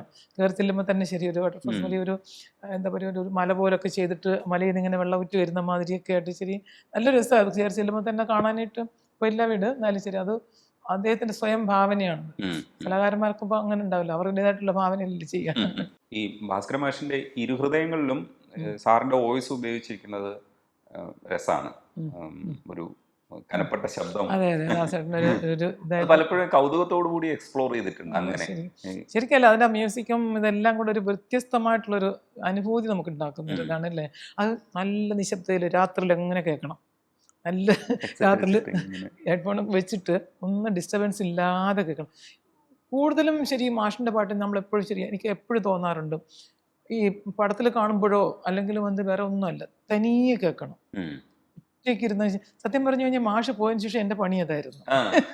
മാഷിൻ്റെ പാട്ട് കേൾക്കുക ശരിക്കുള്ള ആസ്വാദനം നടക്കുന്ന അല്ല ശരിക്കും അത് തന്നെയാണ്, അതങ്ങനെ പറഞ്ഞേ പറ്റൂ. കാരണം വെച്ചാൽ മറ്റു നമ്മൾ കുറച്ചുകൂടെ കുടുംബത്തിൽ കുറേ അധികം ഉത്തരവാദിത്തങ്ങളും കുറേ ഇതൊക്കെ ഉണ്ടല്ലോ. ഇപ്പൊ പാട്ട് നമ്മളെ കൊണ്ടുവരും കേൾക്കും. പറഞ്ഞിട്ടുണ്ട് ഈ വരുന്നവർക്ക് എല്ലാവർക്കും സമയം കിട്ടും, നമുക്ക് സമയം കിട്ടില്ല. സമയം ഈ ആസ്വദിക്കാൻ മാഷ് എന്നിട്ട് അവസാനം പറഞ്ഞിട്ടുണ്ട്, എൻ്റെ പാട്ടുകൾ എല്ലാവരും അപ്രീഷിയേറ്റ് ചെയ്യും, നീ മാത്രം ഒന്നും പറയുന്നില്ല. അതെ അല്ല നന്നായിരിക്കും എന്നൊക്കെ നമ്മൾ ആദ്യം പറയും, പക്ഷെ ഈ ഫുള്ളിലേക്ക് നമ്മൾ ഇറങ്ങി പോയിട്ടുണ്ടാവില്ല, അകത്തേക്ക് പോയിട്ടുണ്ടാവില്ല. അപ്പൊ അത് കാരണം ശരി വളരെ നന്നായിരുന്നു ആദ്യം കേൾക്കാനുള്ള ഭാഗ്യം കിട്ടിയിട്ടുണ്ട്. അത് തീർച്ചയായിട്ടും തീർച്ചയായിട്ടും തീർച്ചയായിട്ടും. അത് മാത്രമല്ല പക്ഷേ ഇതൊക്കെ ഒരു എല്ലാമേ ഭാഗ്യമാണ്, മഹാഭാഗ്യം തന്നെ പറയാനുള്ളൂ. കാരണം എന്ന് വെച്ചാൽ ഈ പറഞ്ഞു വിട്ട് ആദ്യമായിട്ട് ഈ സംഗീതം ഇല്ലാഞ്ഞിട്ട് പോലും ഞാൻ പറഞ്ഞത് എൻ്റെ കുടുംബത്തിൽ അങ്ങനെ സംഗീത വാസനയുള്ള ആരും ഇല്ല, എനിക്കോ എൻ്റെ വീട്ടിലാർക്കും ആർക്കും അങ്ങനെ ഒരു വാസനയില്ല.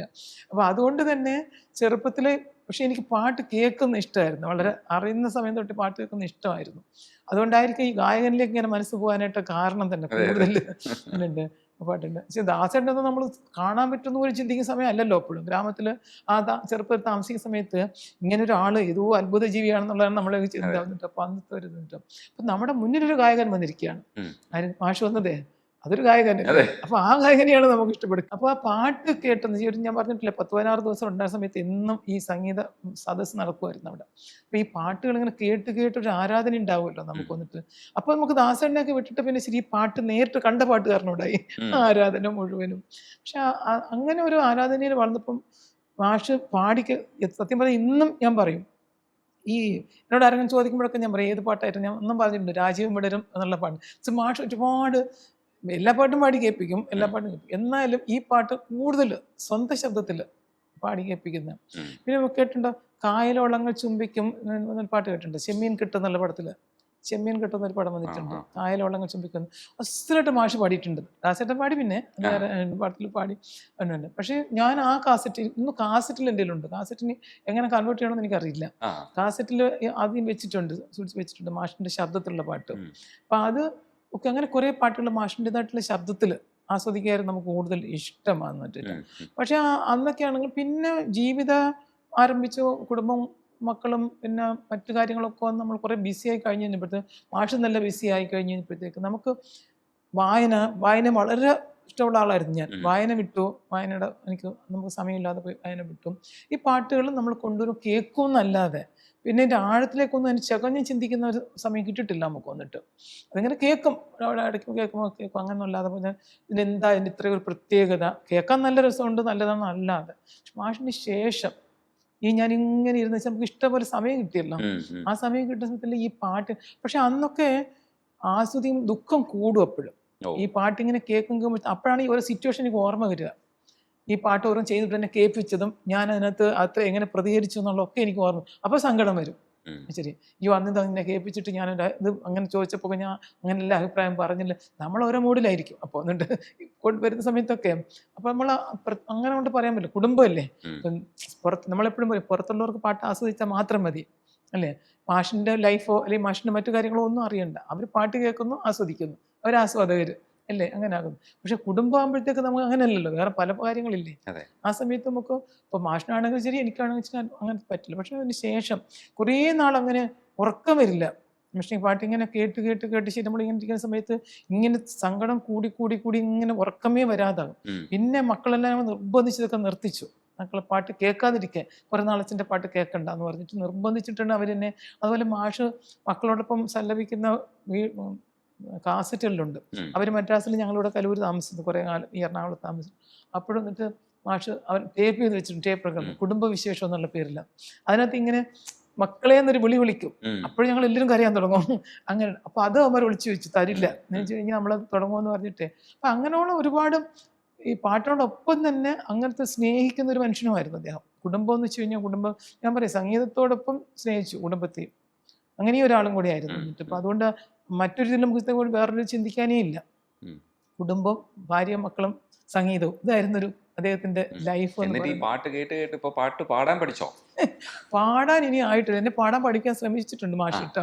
അത് നാളെ എന്നോട് ആരോ ചോദിച്ച് ഇത്രയൊക്കെ ഒരാൾ പാട്ട് പഠിക്കാൻ വയ്യായിരുന്നോ? ഞാൻ പറഞ്ഞു പാട്ട് പഠിക്കണമെങ്കിൽ ജ്ഞാനം വേണ്ടേ, ഉള്ളിൽ ജ്ഞാനം അല്ലാതെ. അതെ, നമുക്ക് പാട്ട് കുറച്ചെങ്കിലും പഠിച്ചല്ലോ, പാട്ട് പാടാനല്ലേ ഉള്ളൂ, ആസ്വദിക്കാൻ പഠിച്ചു.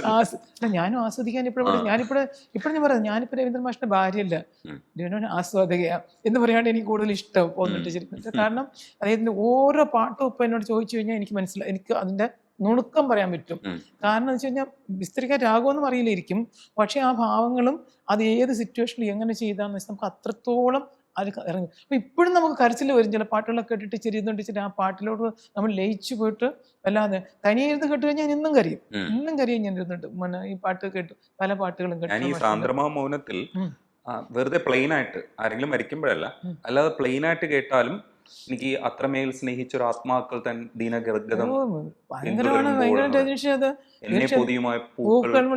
ഞാനത് ചോദിച്ചിട്ടുണ്ട് എത്രയോ തവണ. ഞാൻ ഇന്ന് കരഞ്ഞ് ചോദിച്ചിട്ടുണ്ട്, ശരി അതെങ്ങനെ പോകാൻ പറ്റും, ഇത്രയും സ്നേഹമായിരുന്നില്ല, ഇങ്ങനെയാ പോകാൻ പറ്റിയത്, എത്ര തട്ടാണ് പൂക്കളും മോടി കടന്നിട്ടേ, ഓർത്തില്ലേ, നമ്മളെ ഓർത്തില്ലേ നമ്മൾ തോന്നുന്നു, ശരി എന്നിങ്ങനെ പോകാൻ പറ്റിയ.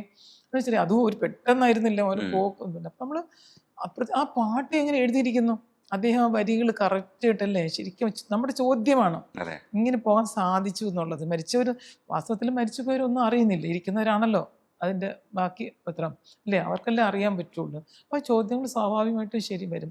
പിന്നെ ആ ട്യൂണും അങ്ങനെയല്ലേ, ആ ഒരു ലയിച്ചങ്ങോട്ട് പോകുമ്പോഴേ ആ ട്യൂൺ, അത് മാഷിൻ്റെ പാട്ട് ട്യൂണിൽ ലയിച്ചങ്ങോട്ട് പോയി കഴിഞ്ഞാൽ നമുക്ക് വാസ്തവത്തിൽ നമ്മളറിയാതെ കരയാണ്ടി വരും. കരയേണ്ട ഒരുപാട് പാട്ടുകളും അങ്ങനെയാണ്. സത്യം പറഞ്ഞു കഴിഞ്ഞാൽ എനിക്ക് ഒരുപാട് ഇഷ്ടമുള്ള പാട്ട് ഇനി എൻ്റെ ഓമലാളിൻ, 1 വർഷം 1 മാസം പടത്തുള്ള പാട്ട് കേട്ടിട്ടില്ല. പാട്ട് നല്ലൊരു പാട്ടാണ്. അത് വന്നിട്ട് ശരി, അതും ഇതുപോലെ തന്നെ ശരി.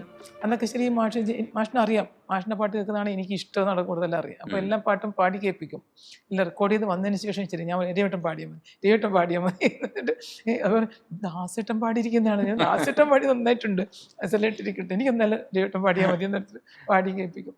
എനിക്ക് പ്രഭു ചേച്ചി എന്നെ കളിയാക്കി അങ്ങനെ പറഞ്ഞിട്ട്. ശരി ഞാൻ പറഞ്ഞു അത് പിന്നെ സ്വാഭാവികമല്ലേ ചേച്ചി, ഇപ്പം ചേച്ചിക്ക് ദാസേട്ടൻ പാടുന്നല്ലേ ഇഷ്ടം, അതേപോലെ തന്നെ ഇപ്പോൾ രവിയേട്ടൻ പാട്ടുകാരനായില്ല എങ്കിലും പാടാൻ പറ്റുമല്ലോ പാടി കേൾപ്പിക്കുന്നത്. എനിക്ക് അതേപോലെ നേരത്തെ 1-2 പാട്ട് വിട്ടു കേട്ടോ. ONVയുടെ പുഴയൂരഴകുള്ള പെണ്ണില്ലേ, അത് എനിക്ക് തോന്നുന്നു അതങ്ങനെ തന്നെ മ്യൂസിക് മതിയെന്നാ എൻ്റെ അഭിപ്രായം. ഒരു മാറ്റവും വരുത്തരുത് എന്നുള്ള മഴ പെയ്താൽ തുള്ളുന്ന പെണ്ണ്, മാനത്തൊരു മഴവില്ല് കണ്ടാൽ ഇളകും പെണ്ണ്, പെണ്ണിനെ കാണുവാൻ ഇന്നലെ വന്നവർ ചൊന്നുപോയി ഭ്രാന്ത്. കവിയുടെ ഭാവന നോക്കാം, അതൊരു പുഴ ആഴിയിലേക്ക് പോകുന്നതാണ്, കടലിലേക്ക് പോകുന്നതാണ്. പക്ഷെ പെണ്ണിനെയാണ് പറഞ്ഞിരിക്കുന്നത്, അതാണ് കവിയുടെ സംഗീതം. പക്ഷെ അത് രവീന്ദ്രൻ മാഷും അതുകൊണ്ട് ഒപ്പം ചേർന്നു. അതെ, അത് അങ്ങനെ തന്നെ എടുത്തു. മ്യൂസിക് ആണോ അത് റൈറ്റപ്പ് ആണോ അത് എന്താണ് വേർതിരിക്കാനോ, ആഴിയിലേക്ക് പാഞ്ഞു എന്ന് പറയുമ്പോഴത്തേക്കുള്ള ഒരു പായലുണ്ടല്ലോ, അതെ ഭയങ്കര മിണ്ടാതെ പാഞ്ഞു എന്ന് വീണ്ടും പാടുന്നുണ്ട്. എനിക്ക് തോന്നുന്നു ഇത് അത്രയും പോയറ്റിക് ആയിട്ടാണ് ആ പാട്ട് ചെയ്തത്.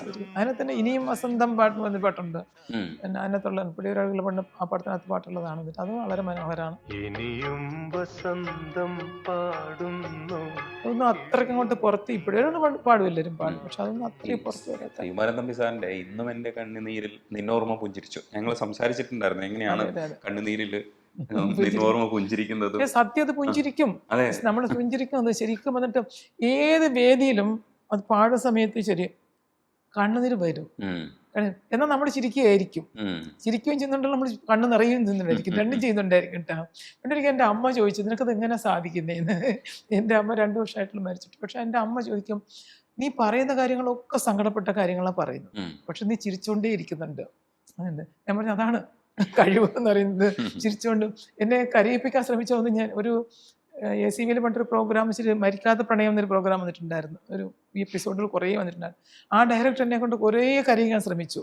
ഞാൻ ഫസ്റ്റേ പറഞ്ഞു ചലഞ്ച്, ഞാൻ കരയില്ല എന്ന്. അപ്പം പറഞ്ഞു അദ്ദേഹത്തിൻ്റെ മരിക്കാത്ത പ്രണയം എന്ന പ്രോഗ്രാമിൻ്റെ പേര്. അപ്പോൾ അവരിങ്ങനെ ലേഡീസ് മരിച്ചു പോയ ആൾക്ക് ഭാര്യമാരെ കണ്ടില്ല, അതിന് ഭാര്യമാരെ കണ്ടാണ് ചെയ്യുന്നത്. എല്ലാവരും കരഞ്ഞിട്ടുണ്ട്. ഇവർ ആ സിറ്റുവേഷനൊക്കെ ഇങ്ങനെ ഒരു കുത്തി ചോദിച്ച് ആ മരണസമയത്തിൻ്റെ കാര്യങ്ങൾ ചോദിച്ച് ഇങ്ങനെ നമ്മൾ കണ്ണിലേക്ക് കരയിപ്പിക്കാൻ ശ്രമിച്ചു. അപ്പം ഞാൻ ഫസ്റ്റേ പറഞ്ഞു എന്നെ കരയിപ്പിക്കാൻ ശ്രമിക്കും, ഞാൻ കരയില്ല. അത് 8 വർഷത്തിന് മുമ്പാന്ന് ആലോചിക്കണം. അപ്പോഴാണ് ഇപ്പോൾ ഞാൻ പിന്നെ നമുക്കറിയാം, മാനേജ് ചെയ്യാൻ അറിയാം. പക്ഷെ അന്നും നമ്മൾ കരയുന്ന സമയമാണ്. ഞാൻ പറഞ്ഞു അത് വേണ്ട, കരയേണ്ടത്. അപ്പോൾ ഇങ്ങനെ ശരി അവസാന നിമിഷത്തെയും കാര്യങ്ങളൊക്കെ ചോദിച്ചു ഞാനിങ്ങനെ കൂളായിട്ട് പറഞ്ഞുകൊണ്ടിരിക്കും, കാര്യങ്ങൾ ഇങ്ങനെ പറഞ്ഞുകൊണ്ടിരിക്കും. പക്ഷെ ഇങ്ങനെ ക്യാമറ കണ്ണിലോട്ട് കൊണ്ടുവന്നിട്ട് പറയും, കണ്ണിൽ തന്നെ നോക്കി വയ്ക്കും. അപ്പം ഞാൻ എൻ്റെ കണ്ണ് നിറയുന്ന പോലും ഉണ്ടാവില്ല. അങ്ങനെ അത് പറഞ്ഞ് തീർത്തിട്ട് ശ്രുതി എന്നാണ്, ശ്രുതി സമ്മതിച്ചിരിക്കുന്നു ചേച്ചി, ഇത്രയൊക്കെ പറഞ്ഞിട്ടും ചേച്ചിയുടെ ഉള്ളിൽ നല്ല സങ്കടമുള്ള ഞങ്ങൾക്കറിയാം, പക്ഷേ ചേച്ചി എത്ര മാനേജ് ചെയ്യുന്നത്. എൻ്റെ അമ്മ കണ്ടിട്ട് ചോദിച്ചു, എങ്ങനെ നിനക്ക് പറ്റുന്നത്, ഇത്രയും സങ്കടകര കാര്യം പറഞ്ഞിട്ട് അത് വെച്ച് നിനക്ക് എങ്ങനെ പറ്റുന്നെന്ന് ചോദിച്ചു. ഞാൻ പറഞ്ഞു അങ്ങനെ പറ്റണം, അല്ലേ, അത് ജീവിതമാണ് തോന്നിട്ട് എൻ്റെ കണ്ണീരും കരച്ചിലും ഒന്നും ശരി ഒരു പക്ഷേ അവർക്ക് കാണണമായിരിക്കും, പക്ഷെ മറ്റവർക്കൊന്നും കാണണ്ട. നമ്മൾ കരയുന്നുള്ള മറ്റവർക്ക് അറിയേ വേണ്ട. നമ്മുടെ കരച്ചിൽ നമ്മൾ കരഞ്ഞാൽ മതി രജനീഷ്. നമ്മുടെ കരച്ചിൽ നമുക്ക് വേണ്ടിയിട്ടുള്ളതാണ്, പേഴ്സണലാണ്. നമ്മുടെ കരച്ചിൽ നമ്മുടേതാണ്. ഈ കരച്ചിൽ നമ്മൾ മറ്റുള്ളവരെ കാണിക്കരുത്, കാണിക്കേണ്ട ആവശ്യമില്ല. കാരണം നമ്മുടെ കണ്ണീര് കൊണ്ട് അലിയുന്ന ഹൃദയങ്ങളൊക്കെ വളരെ കുറവാണ് നമ്മുടെ കണ്ണീരിലായിരുന്നു. അപ്പോൾ അതുകൊണ്ട് തന്നെ എൻ്റെ അഭിപ്രായത്തിൽ ഞാൻ ഇന്നും കരയും ഞാൻ. മാഷിനെ കുറിച്ച് ആലോചിച്ചും കരയും, ഞാൻ ഭഗവാന്റെ മുന്നേ കരയും ഒക്കെ ചെയ്യും. പക്ഷെ ആരും കാണില്ല, ആരും കാണാതെ ഞാൻ കരയുള്ളൂ.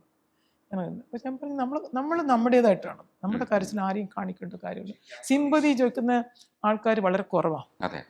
അതുകൊണ്ട് നമ്മൾ അതിൻ്റെ ആവശ്യമില്ല. മാഷിന്റെ പാട്ട് ഇങ്ങനെ അപ്രതീക്ഷിതമായി കേൾക്കാനുള്ള സാധ്യത വളരെ കൂടുതലാണ്. കാരണം എന്ന് വെച്ചാൽ എവിടെയെങ്കിലും ഒക്കെ പ്ലേ ചെയ്യുന്നുണ്ടാവും.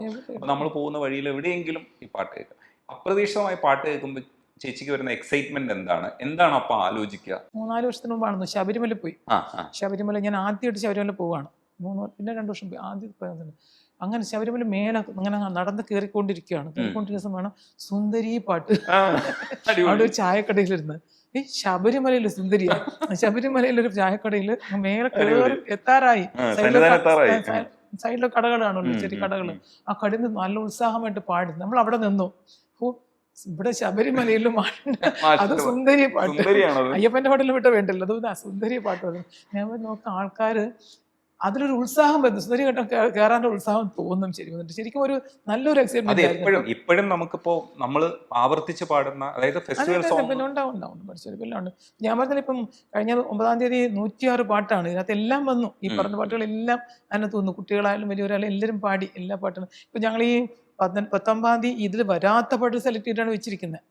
ചിലത് ഇതല്ലേ, ഈ 106 പാട്ടിൽ വരാത്ത പാട്ടുകൾ പാടണമെന്ന് പറഞ്ഞിട്ടാണ് സെലക്ഷൻ ചെയ്ത് വെച്ചിരിക്കുന്നത്. ഈ സുന്ദരിയുടെ കാര്യം പറയുമ്പോൾ ആ മറ്റേ ഇടയ്ക്ക് പാടുന്ന പപ്പു പാടുന്നത് പോലെ പാടുന്നില്ലേ, പുയ്യാപ്പിളയ്യന്തിന് വയ്യാത്തൊരിടങ്ങേറിന് അയ്യങ്ങള് കൂട്ടുന്നേടാ എന്നുള്ളത് നമ്മളിപ്പോഴും അതുവരെ നമ്മൾ മറന്നിട്ടില്ല എന്നുള്ളതാണ്. ആ പാട്ടിൽ തന്നെ അതിനകത്ത് ഒരു ജീവിതഗതി, ഒരു കഥയുണ്ടല്ലോ. അന്നപൂർണേശ്വരിയായിട്ടാണ് ഓട്ടോ വരുന്നത്. അതാണ് കോമഡി പാട്ടാണെങ്കിൽ പോലും പറയുന്ന കാര്യം അതിനകത്ത് അദ്ദേഹത്തിന്റെ ജീവിതമാണ് പറയുന്നത്. മോഹൻലാൽ ഈ ഓട്ടോ കൊണ്ടാണ് ജീവിക്കുന്നുണ്ട കാര്യമാണ്, അതിനെയാണല്ലോ പറഞ്ഞിട്ട്. അതുകൊണ്ടാണ് നമുക്കത് മനസ്സിൽ നിൽക്കുന്നത്. വെറുതെ ഒരു അതെ അത് ശരിക്കും പറഞ്ഞാൽ വെറും ഒരു പാട്ട്, അടിപൊളി പാട്ട് എന്ന് പറഞ്ഞാൽ ഒന്നും ഇല്ലാതെ പോയി കഴിഞ്ഞാൽ നമ്മുടെ മനസ്സിൽ നിൽക്കില്ല. ഇന്നൊക്കെ നമ്മൾ കേൾക്കുന്ന പാട്ടുകൊണ്ട് നമ്മുടെ മനസ്സിൽ നിൽക്കാത്തത് കാരണം അതിനകത്ത് ഒന്നുമില്ല. അതിനകത്ത് വരികളും ഇല്ല, ട്യൂണും ഇല്ല, അതിനകത്ത് കഥയും ഇല്ല, ഒന്നും ഇല്ലാത്തതുകൊണ്ട്. അല്ല, ഇതിൽ കറക്റ്റ് കഥയുണ്ട്. ആരോരുമില്ലാത്ത കാലത്തു നീ എന്റെ ചാരത്തു വന്നെങ്കിലും. എം ജി സാർ എപ്പോഴും പറയും, എന്നോട് എപ്പോഴും പറയും, ചേച്ചി ഞാൻ ഒരുപാട് പാട്ട് പാടിയിട്ടുണ്ട്, എങ്കിലും ഞാൻ ഗാനമേള പാടി ദൈവത്തിന്റെ പാട്ടുകൊണ്ട് നിൽക്കുന്നത്.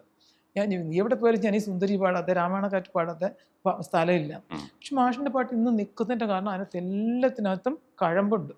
അടിപൊളി പാട്ട് പറയുമ്പോൾ ഒരു പാട്ടും കൂടെ ഞാൻ പറഞ്ഞു വിടട്ടെ, ഇടത്തെ കടയുടനേലും ക്ഷമിക്കണം. ശാരി മേരി മാഷ് തന്നെ എഴുതിയ പാട്ടാണ്. അതേപോലെ ഈ ബട്ടർഫ്ലൈസിലെ 4 വരി എന്തോ മാഷ് എഴുതിയിട്ടുണ്ട്. 4 വരി ആദ്യത്തെ അത് കാരണം എന്ന് വെച്ചാൽ അന്ന് ജയകുമാർ മാഷ് എന്നും അദ്ദേഹം ഒരു ടോപ്പിലിരിക്കുന്ന ആളാണ്. IAS പ്രൊഫസർ, ചീഫ് സെക്രട്ടറി പദവിയിലിരിക്കുന്ന ആളാണ്. അപ്പം അവർക്കൊക്കെ ഒരു സ്റ്റാറ്റസ്, ഒരു ഇതൊക്കെ ഉണ്ടല്ലോ, അവരുടെ വരികളും. അങ്ങനെ ആണെങ്കിൽ പോലും ഒരു പാട്ട് എഴുത്താണെങ്കിൽ പോലും എഴുതാൻ പാടില്ല. അപ്പം അവരെഴുതി കൊടുത്ത് വേറെ വരിയായിരുന്നു. അപ്പം അത് ഈ സിറ്റുവേഷൻ, ആ പെണ്ണിനെ കളിയാക്കി പാടുന്ന ഒരു സിറ്റുവേഷൻ മോഹൻ അറിയില്ല. ആ സീനിന് വന്നിട്ട് അത് അല്ല. അപ്പം അതൊരു സീരിയസ് പാട്ടായി മാറും. അപ്പോൾ അതുകൊണ്ട് അവിടെയാണ് സാറിനോട് മാറ്റി എഴുതാൻ പറ്റുമ്പോൾ സാറ് വരികൾ അങ്ങനെ ഈ കളിപ്പിക്കുക, അങ്ങനത്തെ കളിയാക്കുന്ന പാട്ട്, പിന്നെ അർത്ഥം വേറെ വരുന്ന പാട്ടൊന്നും എഴുതില്ല എന്ന് സാറ് ഒരു അങ്ങനെ പൊസിഷൻ ഇരിക്കുന്ന കാരണം പിന്നെ അവസാനം രവിയേട്ടൻ തന്നെയാണ് ആ വരികൾ എഴുതി സാറിനോട് ചോദിച്ചാൽ സാറിന് ഇഷ്ടമായിരുന്നില്ല. സാറിൻ്റെ പേരിൽ വരുന്ന സമയത്തും പിന്നെ അവസാനം എന്തെങ്കിലും ആയിക്കോ എന്ന് പറഞ്ഞ് വിടുക ചെയ്തത്. സാർ തന്നെ പറയാറുണ്ട് ഇൻ്റർവ്യൂവിൽ, ഞാൻ പിന്നെ ഒരു വീട്ടിൽ പറഞ്ഞ് എന്തെങ്കിലും ആയിക്കോ എന്ന് പറയാം. ശരി, അങ്ങനത്തെ അങ്ങനെ സംഭവിച്ചതാണ്. അതെ,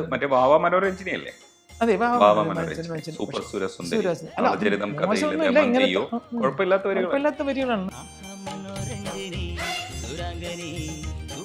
അത്. പക്ഷെ ആ സിറ്റുവേഷൻ അതാണ് വേണ്ടുന്നത്. ആ പെണ്ണിനായിട്ട് കളിയാക്കൊണ്ട് പോകുന്നതല്ല, ഐശ്വര്യ കളിയാക്കൊണ്ട് മോഹൻലാൽ പോകുന്നതാണല്ലോ. ആ സിറ്റുവേഷനും അത് സ്യൂട്ടബിൾ ആയിട്ടുണ്ട്, അതുകൊണ്ടാണ് അത് ഹിറ്റായത് അല്ലേ. അതുകൊണ്ട് ശരി. പക്ഷെ അങ്ങനെയൊക്കെ ഈ ഓരോരുത്തർക്കും ഓരോരോ ഇതുണ്ട്. പിന്നെ എന്താ പറയുന്നത്, മാഷിനും അങ്ങനത്തെ കുറച്ച് നിബന്ധനയൊക്കെ ഉണ്ടായിരുന്നു. മാഷും അങ്ങനെ ചെയ്യാത്ത ചില ഇതൊക്കെ ചെയ്യാതിരുന്നിട്ടുണ്ട്. പല പടങ്ങൾക്കും മാഷും ചെയ്യാതിരുന്നിട്ടുണ്ട് പടങ്ങൾ. ഒന്നാമത്തെ കാര്യം, ഒരു സമയത്ത് വന്നിട്ട് ഈ നിലവാരമില്ലാത്ത പടങ്ങൾക്ക് ഒരു സമയം ഉണ്ടായിരുന്നു. ഒരു 87 86 ഏതോ ഒരു സമയത്തൊക്കെ ഉണ്ടായിരുന്നു. ഒട്ടും നിലവാരമില്ലാത്ത കുറേ പാട്ടിറങ്ങിയൊരു സമയമുണ്ട്. അതിനുശേഷമാണ് ഈ ദാസേട്ടനൊക്കെ ശരി അങ്ങനെ പാടി വേണ്ടാന്ന് വെച്ചത്. പാട്ട് വേണ്ടാന്ന് വെച്ചൊരു സമയം ഉണ്ടായിരുന്നു. എന്ന് വെച്ചാൽ കാരണം എല്ലാം ഏകദേശം ഒരുമാതിരി ഒരു അർത്ഥവും ഇല്ല, ഒരു ഇതും ഇല്ലാത്ത കുറേ പാട്ടുകൾ ഇറങ്ങിയ സമയത്ത്. ആ സമയത്തൊക്കെ മാഷ് ഒരുപാട് പാട്ട് അവോയ്ഡ് ചെയ്തിട്ടുണ്ട് പടങ്ങൾ. പക്ഷെ വന്നിട്ട് ഞാൻ ചെയ്തിട്ട് ഒരു കാര്യമില്ല. അത് മാത്രമല്ല എനിക്ക് അങ്ങനത്തെ, പിന്നെ നമ്മൾ ജീവിക്കണ്ടേ. അപ്പോൾ അങ്ങനെ പറയുന്നത് ജീവിക്കാൻ വേണ്ടിയിട്ട് ശരി എന്തെങ്കിലും ചെയ്തേ പറ്റുള്ളല്ലോ. അതിന് വേണ്ടിയിട്ടുള്ള ഞാൻ മാഷിനെ പറഞ്ഞ ചില കോംപ്രമൈസ് അന്നത്തെ സമയത്ത് ചെയ്തിട്ടുണ്ട്. പക്ഷെ പിന്നീട് സമയത്ത് പിന്നെ ഒരിക്കലും അങ്ങനെ പോയിട്ടില്ല. അങ്ങനത്തെ ഒന്നിനും പോയിട്ടില്ല. മറ്റേ എന്താണ് ലില്ലിമോളോ അങ്ങനെയൊക്കെ ചില പടങ്ങൾ കുറേയൊക്കെ ചെയ്തിട്ടുണ്ട്. പക്ഷേ ഈ പറഞ്ഞിട്ട് പാട്ടിന്റെ മാത്രം നോക്കിയാൽ പോരല്ലോ, ജീവിക്കാൻ കൂടെ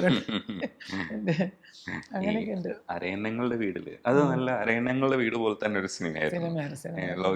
പിന്നെ മറ്റേ ജേട്ടൻ പാടിയ കൊന്നപ്പൂക്കെ ഉണ്ടല്ലോ, അതിനകത്ത് കൊന്നപ്പൂ കമ്പം അതൊക്കെ രസമല്ലേ. അത് അവിടുന്ന് വരുന്നതും പിന്നെ മുംബൈയിൽ നിന്ന് വരുന്നത് കാക്കപ്പൂ, കരയാമ്പൂ, കൊന്നപ്പൂ പൂക്കുന്ന നാട്, വിഷു വരുമ്പോഴത്തേക്ക് വരുന്നതാണല്ലോ. അതാണ് കാക്കപ്പൂ കൈതപ്പൂ മനസ്സിൻ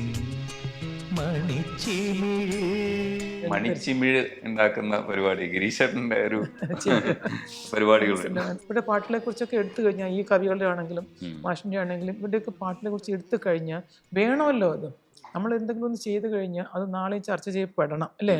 അപ്പോഴല്ലേ അതിന് നമ്മൾ വിജയം എന്ന് പറയാൻ പറ്റുള്ളൂ. അല്ലാതെ വെറുതെ കേട്ടു പോകുന്നതിന് പേര് നമ്മൾ ഇതൊന്നും പറയാറില്ല. ഇന്നത്തെ കാലത്ത് ഇപ്പം നമുക്ക് മാഷിന്റെ പേര് ഇപ്പോൾ ഈ റിയാലിറ്റി ഷോയിൽ മാഷിന്റെ പാട്ടില്ലാതെ ഒരു റിയാലിറ്റി ഷോയും കടന്നു പോകാറില്ല. എല്ലാത്തിനും എല്ലാ റൗണ്ട് വരും, രവീന്ദ്ര മാഷിന്റെ റൗണ്ട് വരും, ഞാൻ എന്നെ വിളിക്കും ഗസ്റ്റായിട്ട് വിളിക്കും. ഇപ്പൊ സരിഗമ വിളിച്ചിട്ടുണ്ട് CTV അത് നടക്കാണ്. ചെന്നൈയിലാണ് ഷൂട്ട്, അവിടെ സ്റ്റുഡിയോ അവിടെയാണ്. അപ്പോൾ അവർ വിളിച്ചിട്ടുണ്ട്. അപ്പോൾ മാഷിൻ്റെ റൗണ്ട് വരുമ്പം നമ്മളെ ഒന്ന് ഓർക്കും, നമ്മളെ വിളിക്കും, അങ്ങനെ വരുന്നു. പക്ഷെ മാഷിൻ്റെ റൗണ്ട് ഇല്ലാതെ പറ്റില്ലല്ലോ. ശരി. പിന്നെ ക്ലൈമാക്സിനൊക്കെ അവർക്ക് സെലക്ട് ചെയ്യണമെങ്കിൽ ഈ ഇപ്പോഴും കഴിവില്ലാത്തവരില്ലെന്ന് ഞാൻ പറയുന്നത്, ഇഷ്ടംപോലെ കഴിവുള്ളവരുണ്ട്, നല്ല കഴിവുള്ളവർ. പ്രകടിപ്പിക്കാൻ അവർക്ക് സ്ഥലവും ഇല്ല, ഇതില്ല, കാണിക്കാനുള്ള പുതിയ പാട്ടുകളെല്ലാം കഴിക്കാൻ പറ്റുന്നില്ല. അതുകൊണ്ടാണ് ഇവർ പഴയ ദക്ഷിണാമൂർത്തി സ്വാമിനെയും ദേവരാം മാഷിൻ്റെയും രവീന്ദ്രൻ മാഷിൻ്റെയും ഒക്കെ പാട്ടെടുക്കുന്നത്. പുതിയ പാട്ടുകൾ ഏതെങ്കിലും ഒക്കെ എടുക്കുന്നുണ്ടോ? കാരണം അവരുടെ അത് കാണിക്കാനില്ല, അതിനകത്ത് കാണിക്കണ്ടേ അവരുടെ കഴിവ്. അത് കാണിക്കണമെങ്കിൽ ഏതെങ്കിലും ഒരു പാട്ട് എടുക്കണം അവർക്ക്. അതുകൊണ്ടാണ് അവരങ്ങനെ പോകുന്നത്. കുട്ടികളൊക്കെ അസലായിട്ട് പാടുന്നു കേട്ടോ. ഇന്നത്തെ പാട്ടുകാർ നമ്മളൊന്നും ആരെയും കുറവ് പറയാൻ പറ്റില്ല. പിന്നെ കാലഘട്ടത്തിനനുസരിച്ച് മാറിക്കൊണ്ടിരിക്കുന്നത്, അതേ പറയാൻ പറ്റുള്ളൂ. എൻ്റെ മോനൊക്കെ പാടിയിട്ടുണ്ട്. ഏത് ഡാഡി മമ്മി വീട്ടിലില്ല എന്നുള്ള എൻ്റെ മോന് പാടിയ പാട്ടാണിത്. അച്ഛൻ്റെ പാട്ട് പോലെ അല്ല, അവനെ പോയി അടിപൊളി പാട്ടിൻ്റെ ആളായിരുന്നു അത് കിട്ടുന്നത്. നവീനാണത് പാടിയത്, ഇളയ ആള്. മൈ നെയിം ഈസ് ബില്ല, പിന്നെ പോക്കിരി പൊങ്കലുണ്ടല്ലോ, അതൊക്കെ അവനാണ് പാടിയത്. അതൊരു സമയം എന്നോട് ആരോട് ചോദിച്ചു, മാഷ് ഉണ്ടായിരുന്നു ഇതൊക്കെ പാടാൻ സമ്മതിക്കുമായിരുന്നോ എന്ന്. ഞാൻ ഓരോ കാലഘട്ടം ഓരോരുത്തർക്ക് കിട്ടുന്നതല്ലേ പാടാൻ പറ്റുള്ളൂ. അവൻ ആക്ച്വലി ഒരു ഗസൽ സിംഗറാണ്, നല്ല ഗസൽ സിംഗറാണ്, ബെസ്റ്റ് ഗസൽ സിംഗറാണ്. പക്ഷെ കിട്ടിയ ചാൻസ് എല്ലാം ഇങ്ങനത്തതാ. തമിഴിൽ അങ്ങനെയാണ്, ഒരു ട്രെൻഡിലാക്കും, ആ ഒരു കാറ്റഗറിയിൽ പെടുത്തും. ഇന്ന് പാട്ട് പാടി അസൽ ഗസൽ സിംഗർ. ഇപ്പൊ തൊണ്ട പൊട്ടി പാടുന്ന പാട്ട് പാടി അങ്ങനെ ആയിപ്പോയി. വിളിച്ചു പാടാൻ ആരുണ്ട്? നവീൻ എന്ന് പറയും. ഇപ്പൊ തന്നെ ഒരു മൗനമായി പിന്നെയും ചേർന്നു. ആ പാട്ട് ഓർമ്മയുണ്ടോ? ആ പാട്ട് എനിക്കുണ്ടല്ലോ. മറ്റേ ഒരു ക്രിസ്ത്യൻ സോങ് ഉണ്ടല്ലോ അതിനകത്ത്, അതിന്റെ റെക്കോർഡിങ്ങിന് ഞാൻ ഉണ്ടായിരുന്നു സ്റ്റുഡിയോയിൽ. ദാസേട്ടൻ പാടുന്ന സ്ട്രെയിറ്റ് ആക്കി ഇട്ടിരുന്നു. അതിന്റെ ശരി, അതിനകത്തൊരു IAHന്റെ ഒരു തിരുസന്നിധാനം വാഴ്ത്തുന്നു ഞങ്ങൾ എന്ന് പറഞ്ഞിട്ടൊരു പാട്ട്. അപ്പൊ ആ റെക്കോർഡിങ് സമയത്ത് നമ്മൾ ഉണ്ടായിരുന്നു. ദാസേട്ടൻ പാടി കേട്ടോണ്ട് അവിടെ ഉണ്ടായിരുന്നു, എൻ്റെ പ്രൊഡ്യൂസർ എല്ലാവരും കൊണ്ടുണ്ട്. അപ്പോൾ എനിക്ക് അത് ഓർമ്മയുണ്ട്, അല്ലാതെ മറ്റു പാട്ട് എനിക്ക് അത് ഓർമ്മയില്ല. ഈ രമേശൻ നായരുടെ മഴ പെയ്താൽ കുളിരാണെന്ന് എൻ്റെ അമ്മ പറഞ്ഞു എന്നുള്ള ജാനകിയമ്മയുടെ വോയിസ് ചെറുപ്പമാക്കിയിട്ട് പാടിക്കുന്ന, ജാനകിയമ്മ അങ്ങനെയൊക്കെയുള്ള കാര്യങ്ങൾ ഗിമ്മിക്സ് ഒക്കെ കാണിക്കുന്നത്. പക്ഷെ ആ പാട്ട് ഭയങ്കര രസമാണ്. അത് പിന്നെ അത് ഹൈലൊക്കെ പാടിയതേ ജാനകിയമ്മയുടെ കുറേ നാളിന് ശേഷം മാഷിന് പാടിയതായിരുന്നു. ആദ്യം ജാനകിയമ്മ ആയിരുന്നു മുഴുവൻ പാടി, പിന്നെ ചിത്രത്തിന് ശേഷം പിന്നെ മൊത്തം ചിത്രയായി എല്ലാം പാടി തന്നെ. പിന്നെ ജാനകിയമ്മ എത്ര എന്ന് പറയാം ആദ്യത്തെ നല്ല പാട്ടിൽ തേനും ബുക്കല്ല അവിടെ തൊട്ടെല്ലാം ജാനകിയമ്മയല്ലേ പാടിയിരിക്കുന്നത്. ഉണ്ട് ജാനകിയമ്മയുടെ മഞ്ഞപ്പോഴെ കൊക്കാൻ മന്തി കോന നിറച്ച് കുട്ടികളുടെ ശബ്ദത്തിൽ പാടിയ പാട്ട്. ഇതൊക്കെ ഒരു പ്രത്യേക കഴിവല്ലേ, ജാനകിയമ്മയ്ക്ക് മാത്രമേ പറ്റുള്ളൂ തോന്നിട്ട് അങ്ങനെ പാടാനായിട്ട്. എല്ലാ പുരുഷ ശബ്ദത്തിൽ പാടും, പുരുഷന്റെ ശബ്ദത്തിലും പാടും. ശരി, കഴിവാണ് ഇവരൊക്കെ കേട്ടോ. ഈ ഇടയ്ക്ക് സുശീലാമ്മയെ പറ്റിയിട്ട് ഇങ്ങനെ ഇപ്പം ബർത്ത്ഡേ ഇതായിരുന്നല്ലോ, ജന്മദിനമായിരുന്നല്ലോ, അപ്പം അങ്ങ് എഴുതിയിരിക്കുകയാണ് പഴയ പാട്ടുകളെ കുറിച്ചൊക്കെ. ശരിക്കും ഇവരൊക്കെ പറഞ്ഞു കഴിഞ്ഞാൽ ഒരു കാലഘട്ടം അല്ലേ. എന്റെയൊക്കെ ചെറുപ്പകാലത്തെ സുശീലാമ്മയുടെ ഒക്കെ പാട്ടുകളാണ് ഏറ്റവും കൂടുതൽ നനച്ചിട്ടുണ്ടോ. അപ്പൊ ഞാൻ പറയുന്നു വാണിജ്യറാം പാടി, അതുപോലെ പാലാഴി പൂമങ്കെ മറ്റൊക്കെ വാണിജ്യറാം പാടി. പിന്നെ വന്നിട്ട് ഒത്തിരി പാടിയിട്ടുണ്ട്, കുറെ പാടിയിട്ടുണ്ട് പാട്ടുകൾ പാടിയിട്ടുണ്ട്. ഈ പാട്ടുകളിൽ വിടാൻ പാടില്ലാത്ത പാട്ടാണ് അഹത്തിലെ പാട്ടുകൾ. നിറങ്ങളെ എനിക്ക് തോന്നുന്നു ഈ പ്രമദവനമായിട്ട് കോമ്പീറ്റ് ചെയ്യാൻ പറ്റുന്ന ഒരു പാട്ട് എൻ്റെ മനസ്സിലുള്ളത് നിറങ്ങളാണ്. അതായത് നിറങ്ങളെ വേറൊരാൾ പാടി കേൾക്കുമ്പോൾ എനിക്ക് ആക്സെപ്റ്റ് ചെയ്യാൻ പറ്റിയിട്ടില്ല. എന്ന് വെച്ചാൽ അയ്യോ അതങ്ങനെ വേണ്ട എന്ന് പറയുന്നൊരു പരിപാടി ഉണ്ടല്ലോ. മറ്റ് രാമകഥയൊക്കെ ആര് പാടിയാലും ഞാൻ സ്വീകരിക്കും. പക്ഷെ നിറങ്ങളെ വേറെ ആരെങ്കിലും പാടിക്കഴിഞ്ഞാൽ ഞാൻ വിചാരിക്കും വേണ്ട വിചാരിക്കില്ലേ. സ്റ്റേജിൽ പാടാനൊക്കെ പേടിയാത്. അപ്പൊ സ്റ്റേജിൽ പാടാനായിട്ട് അതായത് നിഷാദൊക്കെ പറഞ്ഞു ശരി അത് സ്റ്റേജിൽ പാടാനായിട്ട് ശരി നമ്മൾ എടുക്കാറില്ല എന്ന് പറഞ്ഞിട്ട് അതായത് അതാ ഞാൻ പറഞ്ഞ ഒരു ജീവൻ കൊടുത്ത് പാടിയിരിക്കുന്ന പാട്ടുകൾ അതൊക്കെ. അതേപോലെ ഒരു ഗായകന്റെ മാക്സിമം കഴിവ്, മാക്സിമം അവരുടെ എന്താ പറയുക അവരുടെ ഇത് മുഴുവൻ എടുത്തിരിക്കുന്നത് അല്ലേ, അതിൻ്റെ എഫക്റ്റ് കൊടുത്തിട്ട് പാടിയിരിക്കുന്നത്. അറിഞ്ഞ് പാടുവാറല്ലേ നമ്മള്, അറിഞ്ഞ് വരികളും ചുണ അറിഞ്ഞ് പാടിയിരിക്കുന്നത്.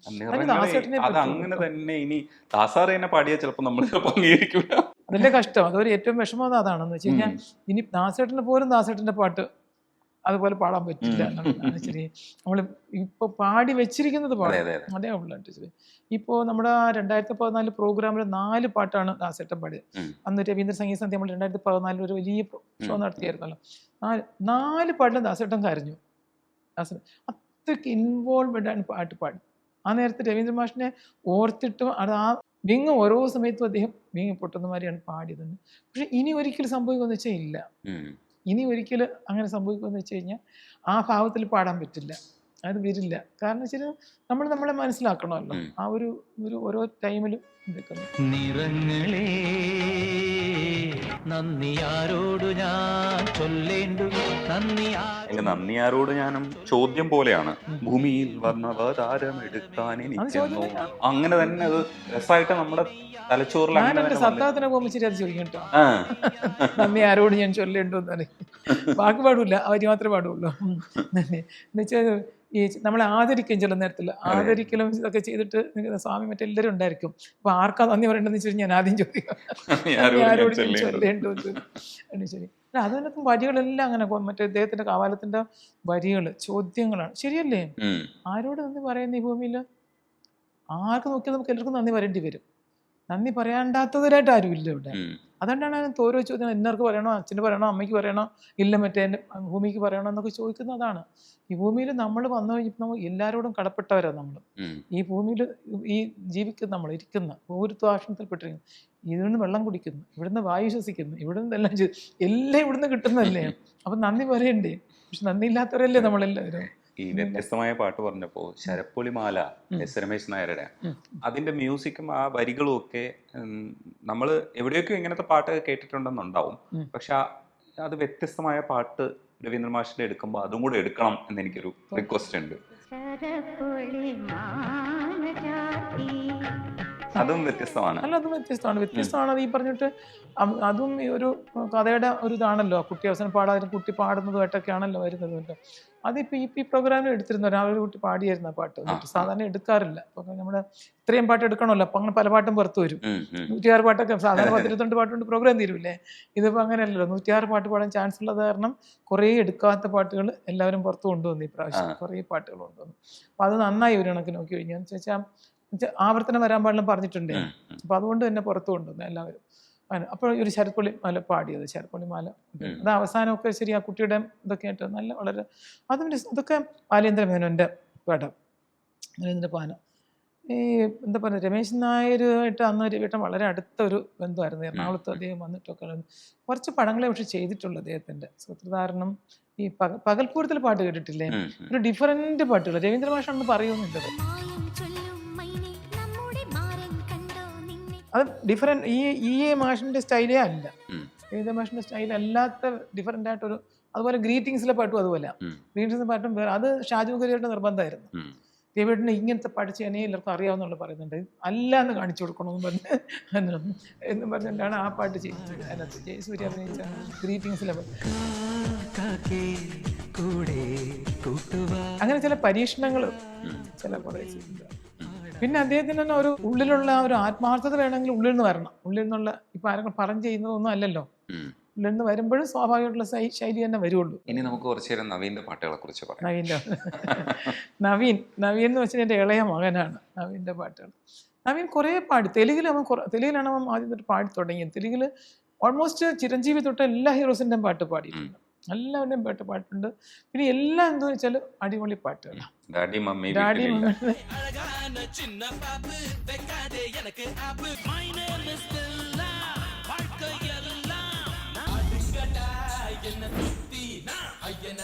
ഒരു കണ്ടു വളർന്നത് മാഷ് എങ്ങനെയാണെന്ന് വെച്ച് കഴിഞ്ഞാലും ഒരു റെക്കോർഡിങ് കഴിഞ്ഞ് വരുമ്പോൾ പണ്ടൊക്കെ ആണെന്ന് 2 പാട്ട് കൊണ്ടാ വരുന്നത് രാത്രിയിൽ. 9 to 1 ഒരു കാൾ ഷീറ്റ്, 2 to 9 ഒരു കാൾ ഷീറ്റ്, 2 പാട്ട് കഴിയും ഒരു ദിവസം കൊണ്ട്. ഇന്നത്തെ കാലത്ത് അത് കിട്ടില്ല. എന്നാൽ മാസക്കണക്കിനായാലും ഒരു പാട്ട് കേൾക്കാൻ പറ്റും, കുറേശ്ശെ എടുത്ത് ചേർത്ത് കൊണ്ടുവരും. അന്ന് അങ്ങനെ അല്ലല്ലോ, എല്ലായിടത്തും ഉണ്ട്. അപ്പോൾ ഈ 2 പാട്ടും കേൾക്കാൻ വേണ്ടി നമ്മൾ കാത്തിരിക്കും. രാത്രി 10 മണി 11 മണി ആയാലും ശരി, പിന്നെ നമ്മൾ 3-4 മണി കേട്ടിട്ടേ കിടക്കുള്ളൂ. ഇങ്ങനെ കേട്ടാൻ ആകാംക്ഷയോടെ കാത്തിരിക്കും. അപ്പം അങ്ങനെ കേട്ട് ഇതൊക്കെ വളർന്നുകൊണ്ടാണ് ഇവർക്ക് മാഷ് ഇതൊക്കെ ചെയ്യുകയും ചെയ്യും. അതുപോലെ മാഷിനെ സ്വഭാവിച്ചാൽ എങ്ങോട്ട് പോകണമെങ്കിലും പറഞ്ഞിട്ട് പോകും. അല്ല എന്ത് കാര്യത്തിനും ഒരു ടെറസിൽ പോകണമെങ്കിൽ വിശാഖ ടെറസിൽ വിട്ടുതരാം, ഇങ്ങനെ പറഞ്ഞിട്ട് പോകുന്ന സ്വഭാവമാണ്. മക്കൾ ഇതൊക്കെ കണ്ട് വളർന്ന കാരണം ഇവർക്കും അതേ സ്വഭാവമാണ്. ഇവരെല്ലാം ഇത് കണ്ടിട്ട് എന്തും പറഞ്ഞിട്ട് ചെയ്യുള്ളൂ അവർ. ഇപ്പോഴല്ല, എൻ്റെ അടുത്ത് നിന്നപ്പോൾ. ഇപ്പോൾ കല്യാണം കഴിച്ച എല്ലാവരും വേറെ ആൾ പറയുന്നത് കേൾക്കുന്നത് ഇപ്പോൾ അല്ല, അതുകൊണ്ട്. അപ്പോൾ അങ്ങനെ പറയുന്നു. അപ്പോൾ ഈ പാട്ടുകൾ പാടാൻ പോകുമ്പോഴേ പറയാം, ഇന്നലെ റെക്കോർഡിംഗ് ഉണ്ട്, അപ്പോൾ അതിന് പാട്ട്. അപ്പോൾ ആദ്യം കൊണ്ട് തന്നെ കേൾപ്പിക്കും. ആദ്യം കേൾക്കുമ്പോൾ തന്നെ ദേഷ്യം വരും. കാരണം എന്ന് വെച്ച് കഴിഞ്ഞാൽ നമ്മൾ കേട്ട് ശീലിക്കുന്ന നമ്മുടെ മനസ്സിലുള്ള പാട്ടും ഇതല്ല. അപ്പോൾ ശരി മോൻ്റെ പാട്ടല്ലേ, ഇന്നും നല്ല ഓർമ്മയുണ്ട്. പോക്കിരി പടം തമിഴിൽ, തെലുങ്കിലും അവനാ പാടിയത്. തെലുങ്കിലും കൊണ്ട് പാട്ട് കേട്ടല്ലോ. പിന്നെ തമിഴ് വന്നപ്പം പ്രിവ്യൂ ഇട്ടിരുന്നു. അപ്പോൾ എന്നെ വിളിച്ചു, നമുക്ക് പോകാൻ വന്നു.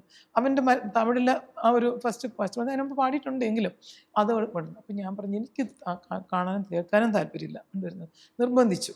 അങ്ങനെയാണ് പോക്കലിയുടെ ഇത് കാണാൻ പോയത്. പക്ഷേ ഇത് നമ്മുടെ മിസ്റ്റേക്കാണ്. ഈ കാലഘട്ടം മാറിക്കൊണ്ട് അവരുടെ തലയിൽ വന്നപ്പം ആസ്വദിക്കാൻ പറ്റും നമ്മുടെ കുറവാണ്, അല്ലാതെ അവരുടെ മിസ്റ്റേക്കല്ല. പക്ഷെ ഞാൻ പറഞ്ഞു, മക്കളെ എന്നെ ഇനി വിളിക്കരുത്, എനിക്ക് പറ്റുന്നില്ല, ആസ്വദിക്കാൻ പറ്റുന്നില്ല. പാട്ടുകളൊക്കെ ഓരോന്നും റെക്കോർഡ് ചെയ്ത് ആദ്യം നമ്മളെ കൊണ്ടുവന്ന് കേൾപ്പിക്കും. ആദ്യം 1, 2, 3, 4 അനുസരിച്ച് ഒരു വട്ടം കേൾക്കും ഞാൻ, പിന്നെ ഞാൻ രണ്ടാമത് കേൾക്കില്ല. ഇപ്പം 3-4 പ്രാവശ്യം ആയി കഴിഞ്ഞു പല പാട്ട് കൊണ്ട് ഞാൻ മക്കളെ എനിക്ക് കേൾക്കണം മക്കളെ എന്നിട്ട്. അപ്പോൾ അവർക്ക് ആകാംക്ഷ ഇതായിട്ട് കൊണ്ടുവരുന്ന മക്കൾ കൊണ്ടുവരുന്ന, അവർ പാടി നമ്മൾ കേൾക്കണം കൊണ്ടുവരുന്നു. ഞാനിപ്പോൾ കേട്ട 4-5 പാട്ട് ഒരുപോലത്തെ പാട്ടുകളായിരുന്നു. ഒരു വ്യത്യാസം എനിക്ക് തോന്നിയില്ല.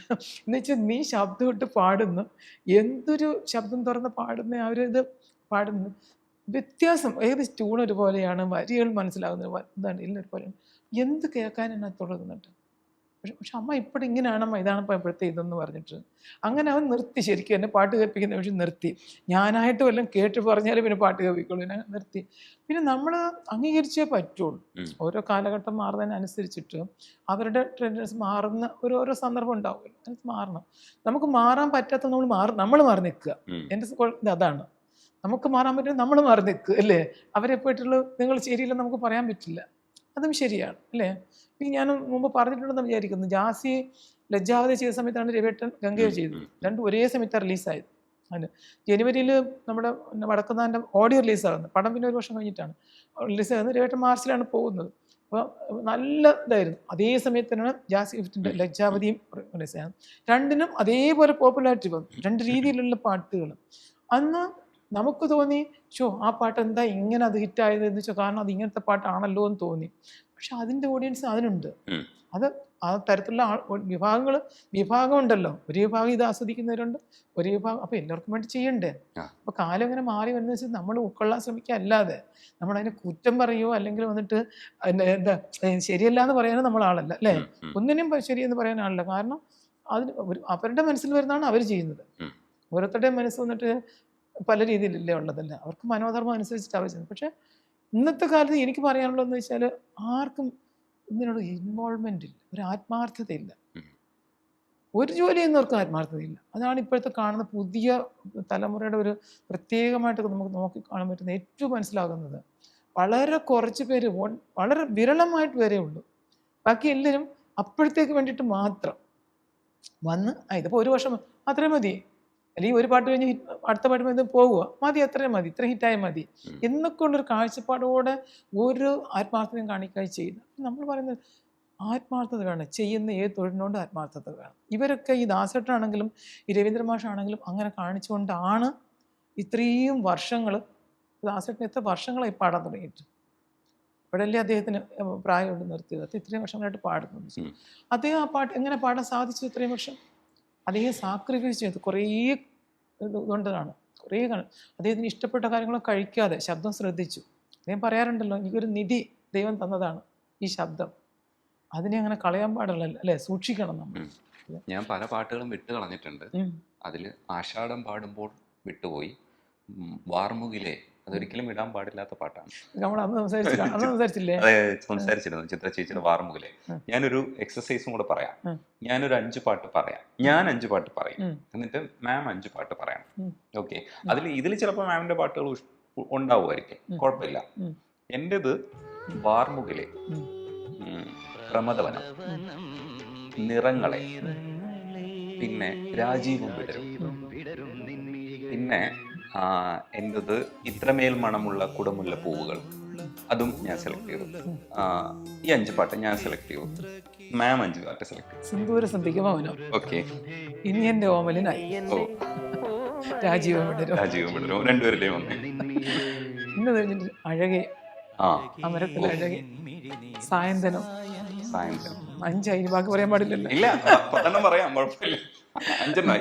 ലാസ്റ്റ് വന്നിട്ട് ഇനി 5 കൂടെ അങ്ങനെ പറഞ്ഞു കഴിഞ്ഞാൽ ഇനി ഇഷ്ടം പോലെ പാട്ടുണ്ട്. വികാരനൗകയുമായി അതാണ് ശരി. താരകയൊക്കെ ഉള്ളതാണ്. 5 പറഞ്ഞുകൊണ്ടാണ് താരക ഫസ്റ്റേ ഉള്ള ചോദിച്ചാണ്. അവസാനത്തെ പാട്ടിൽ എനിക്ക് ശരിക്കും പറഞ്ഞു കഴിഞ്ഞാൽ ഗംഗയേക്കായി എനിക്കിഷ്ടം ഗംഗ ഇതൊന്നല്ല പറയുന്നത്, ഗംഗ ആസ്വദിക്കുന്നത് അങ്ങനെ ആസ്വദിക്കും. പക്ഷെ എനിക്ക് ഒരു കിളിപ്പാട്ട് മുഴുവനാണ്, ഒരു കിളിപ്പാട്ട് പാട്ടാണ്. അയ്യോ, പിന്നെ മോന്തിവാഴ എൻ്റെ ഏറ്റവും ഇഷ്ടമുള്ള പാട്ട്. മോന്തി താഴ്വരയിൽ ഏറ്റവും ഇഷ്ടമുള്ള പാട്ടാണ് അത്. പ്രത്യേകിച്ച് ഗിരീഷിന്റെ വരികളും ഏറ്റവും ഇഷ്ടം. എനിക്ക് മഞ്ഞക്കിളി ഭയങ്കര ഇഷ്ടമാണ്. ശബ്ദം പിന്നെ കാർമുകിൽ പറഞ്ഞിട്ട് നമ്മൾ പറഞ്ഞില്ല, ചാൻസ് ഇല്ല. പലപ്പോഴും പറഞ്ഞിട്ട് ചോദിക്കും, മാഷിന്റെ ഏറ്റവും ഇഷ്ടപ്പെട്ട ഒരു പാട്ട് പറയാം. നമ്മൾ ഈ ഒരു പാട്ടിന് ഇങ്ങനെ പറയാനാ, ഏത് പറയാനോന്ന് എനിക്കറിയില്ല. നടക്കില്ല സത്യം പറഞ്ഞാൽ. ഒന്ന് പറയുമ്പോൾ തന്നെ അടുത്ത നമുക്ക് വന്നോണ്ടേയിരിക്കും. അടുത്ത ഈ പാട്ട്, ഈ പാട്ട്, അത് വിട്ടാലെങ്ങനെ, അത് വിട്ടാലെങ്ങനെ, ഇത് വിട്ടാലും ഇങ്ങനെ ചോദിച്ചോണ്ടിരിക്കും. കുറച്ച് അത് ഇപ്പൊ നമ്മൾ ഇത്രയും നേരം സംസാരിച്ചിട്ടും ഞാൻ ഈ വാർമുകിലെ എനിക്ക് ഓർക്കാത്തതുകൊണ്ടല്ല. ചിത്ര ഇംപ്രവൈസ് ചെയ്ത് പല ടൈപ്പിലാണ് ഇംപ്രവൈസ് ചെയ്ത്. അത് അവൾ തന്നെ പലപ്പോഴും ഇൻ്റർവ്യൂവിൽ പറയാറുണ്ട്. അത് അവളുടെ ചോയ്സിന് വിടുകയായിരുന്നു, നിനക്ക് എന്തൊക്കെ ചെയ്യാൻ പറ്റും. ആഷ് വന്നിട്ട് കുറേ വെറൈറ്റി പാടി. ഒരു വാർമുകിലെ അല്ലത്. ഇപ്പം ഞാൻ അന്നൊരു പ്രോഗ്രാമിന്, മറ്റേ കൊല്ലത്ത് ഏതോ ഒരു പ്രോഗ്രാമിന്, വാസ്തവത്തിൽ ഞാൻ പോയത് വേറൊരു സ്പിരിച്വൽ പ്രോഗ്രാമിനായിരുന്നു. അവർ ഡോക്ടറെ ആദരിക്കുന്ന, ഒരു ലേഡി ഡോക്ടറെ ആദരിക്കുന്നു. ഇവർ വേദികൾ മുഴുവൻ മാഷിനെ കുറിച്ചാണ് പറഞ്ഞത്. അവർ ഡോക്ടറുടെ കാര്യം പറഞ്ഞില്ല, വേറൊന്നും പറഞ്ഞില്ല. മാഷിന്റെ ഞാനിരിക്കുന്ന കാരണം മാഷിന്റെ പാട്ടിൽ എടുത്തങ്ങ് എടുത്തിട്ട്, എന്നിട്ട് ഈ വാർമുകിലിനെ പറ്റി പറഞ്ഞു തരുന്നതിന് ശേഷം 12 വെറൈറ്റി ഉണ്ട് അത്രേ അവർ പാടി കാണിച്ചു. ഇത് ഈ വാർമുകിലെ ആ പാട്ടിനകത്ത് 12 ടൈപ്പിൽ പാടിയിട്ടുണ്ട് അത്രേ. അവരൊന്നും പറയുന്നത്. ഞാൻ പറഞ്ഞ 5-6 എനിക്കറിയാം, അത് ഞാൻ കേട്ടിട്ടുണ്ട്. ഈ 12 ഉള്ളതെന്ന് എനിക്കറിയില്ല. അല്ല, അത് ആവർത്തനത്തിലും ഡിഫറൻറ്റ് ഉണ്ട് അത്രേ.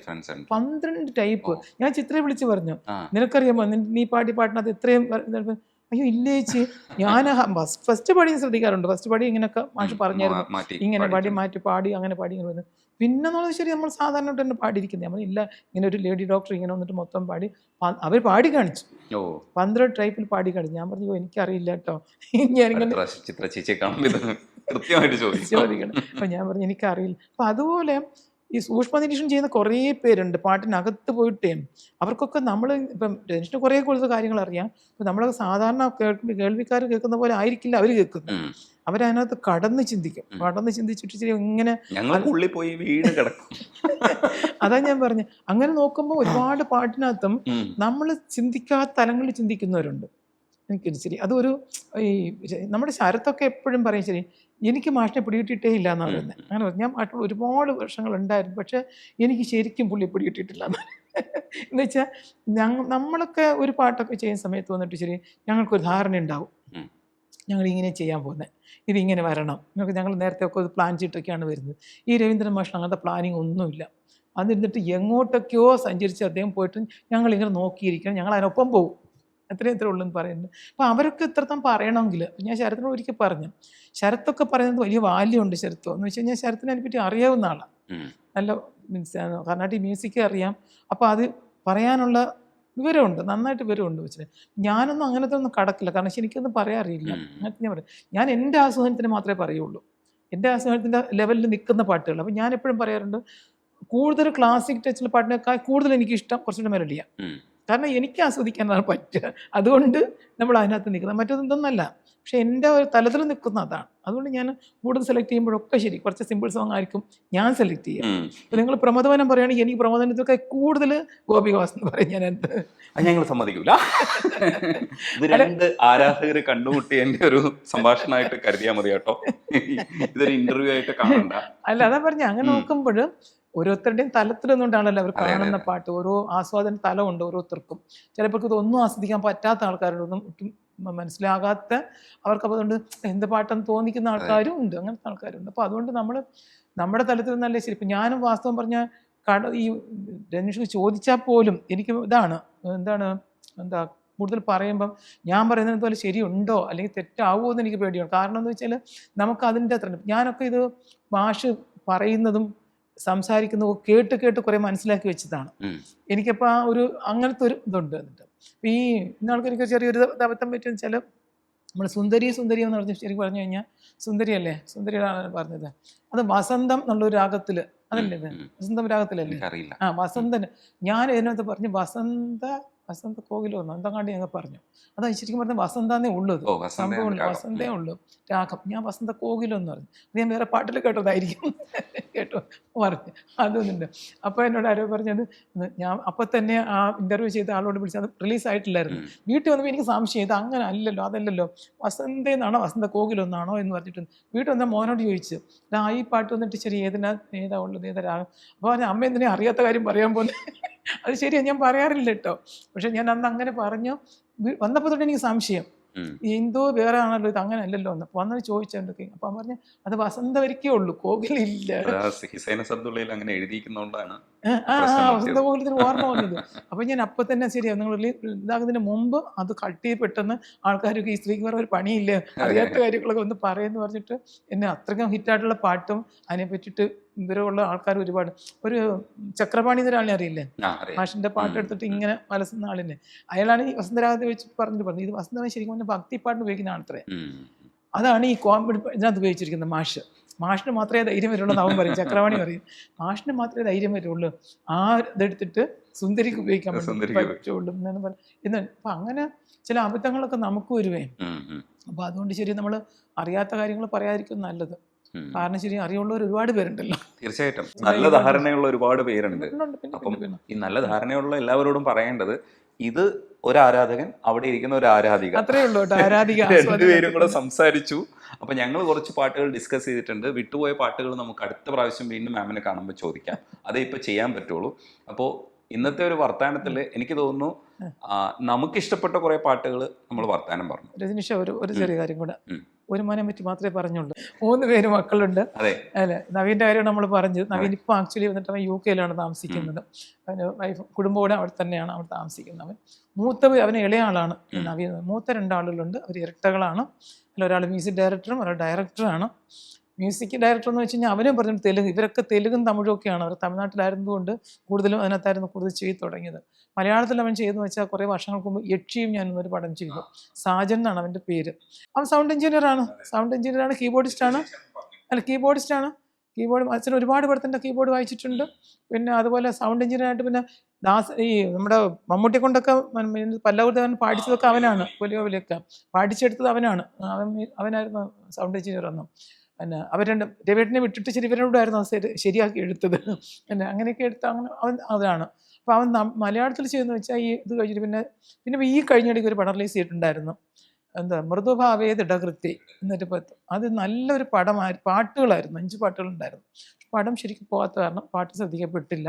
ലാസ്റ്റ് എന്തോ ചെറിയ ഡയറക്ടറും പ്രൊഡ്യൂസറും ഇഷ്യൂ വന്ന് നമ്മുടെ കാര്യം അതുകൊണ്ട് പോയി. ഒരു ഹിന്ദി പാട്ട് ചെയ്ത 5 പാട്ട് ചെയ്തായിരുന്നു. അപ്പോൾ അങ്ങനെ പാട്ടുകൾ മലയാളത്തിൽ അങ്ങനെ ഇവിടെ അവൻ എന്നോട് എറണാകുളത്തുണ്ട്, താമസിക്കുന്നുണ്ട്, എൻ്റെ കൂടെ എറണാകുളത്തുണ്ട്. സാജൻ എന്നാണ് അവൻ്റെ പേര്. പിന്നെ കുറേ അഡ്വർടൈസ്മെൻറ്റ് കാര്യങ്ങളും മറ്റു കാര്യങ്ങളും ചെയ്ത് പോകുന്നു. അങ്ങനെ ക്ലാസ് എടുക്കുന്നുണ്ട്, മ്യൂസിക് ക്ലാസ്, ഗ്രൂമിങ് ക്ലാസ്, എങ്ങനെ പാടണം എന്ന് പഠിപ്പിക്കുന്നതാണ് ഇപ്പോഴത്തെ പണി. ഗ്രൂമിങ് ക്ലാസ് എടുത്തിട്ട് അങ്ങനെ കുറേ ചെയ്യുന്നുണ്ട്. പിന്നെ ഒരാൾ വന്നിട്ട് രാജൻ, ഇവൻ്റെ കൂടെ ഉള്ള ഇരട്ടയിലൊരാൾ, അവൻ ഡയറക്ടറാണ്. അവൻ തുടങ്ങിയത് ഷാജി കൈലാസിൽ നിന്നാണ്. ഷാജി കൈലാസിൻ്റെ ശിവം എന്ന് പറഞ്ഞാൽ തുടങ്ങിയത്.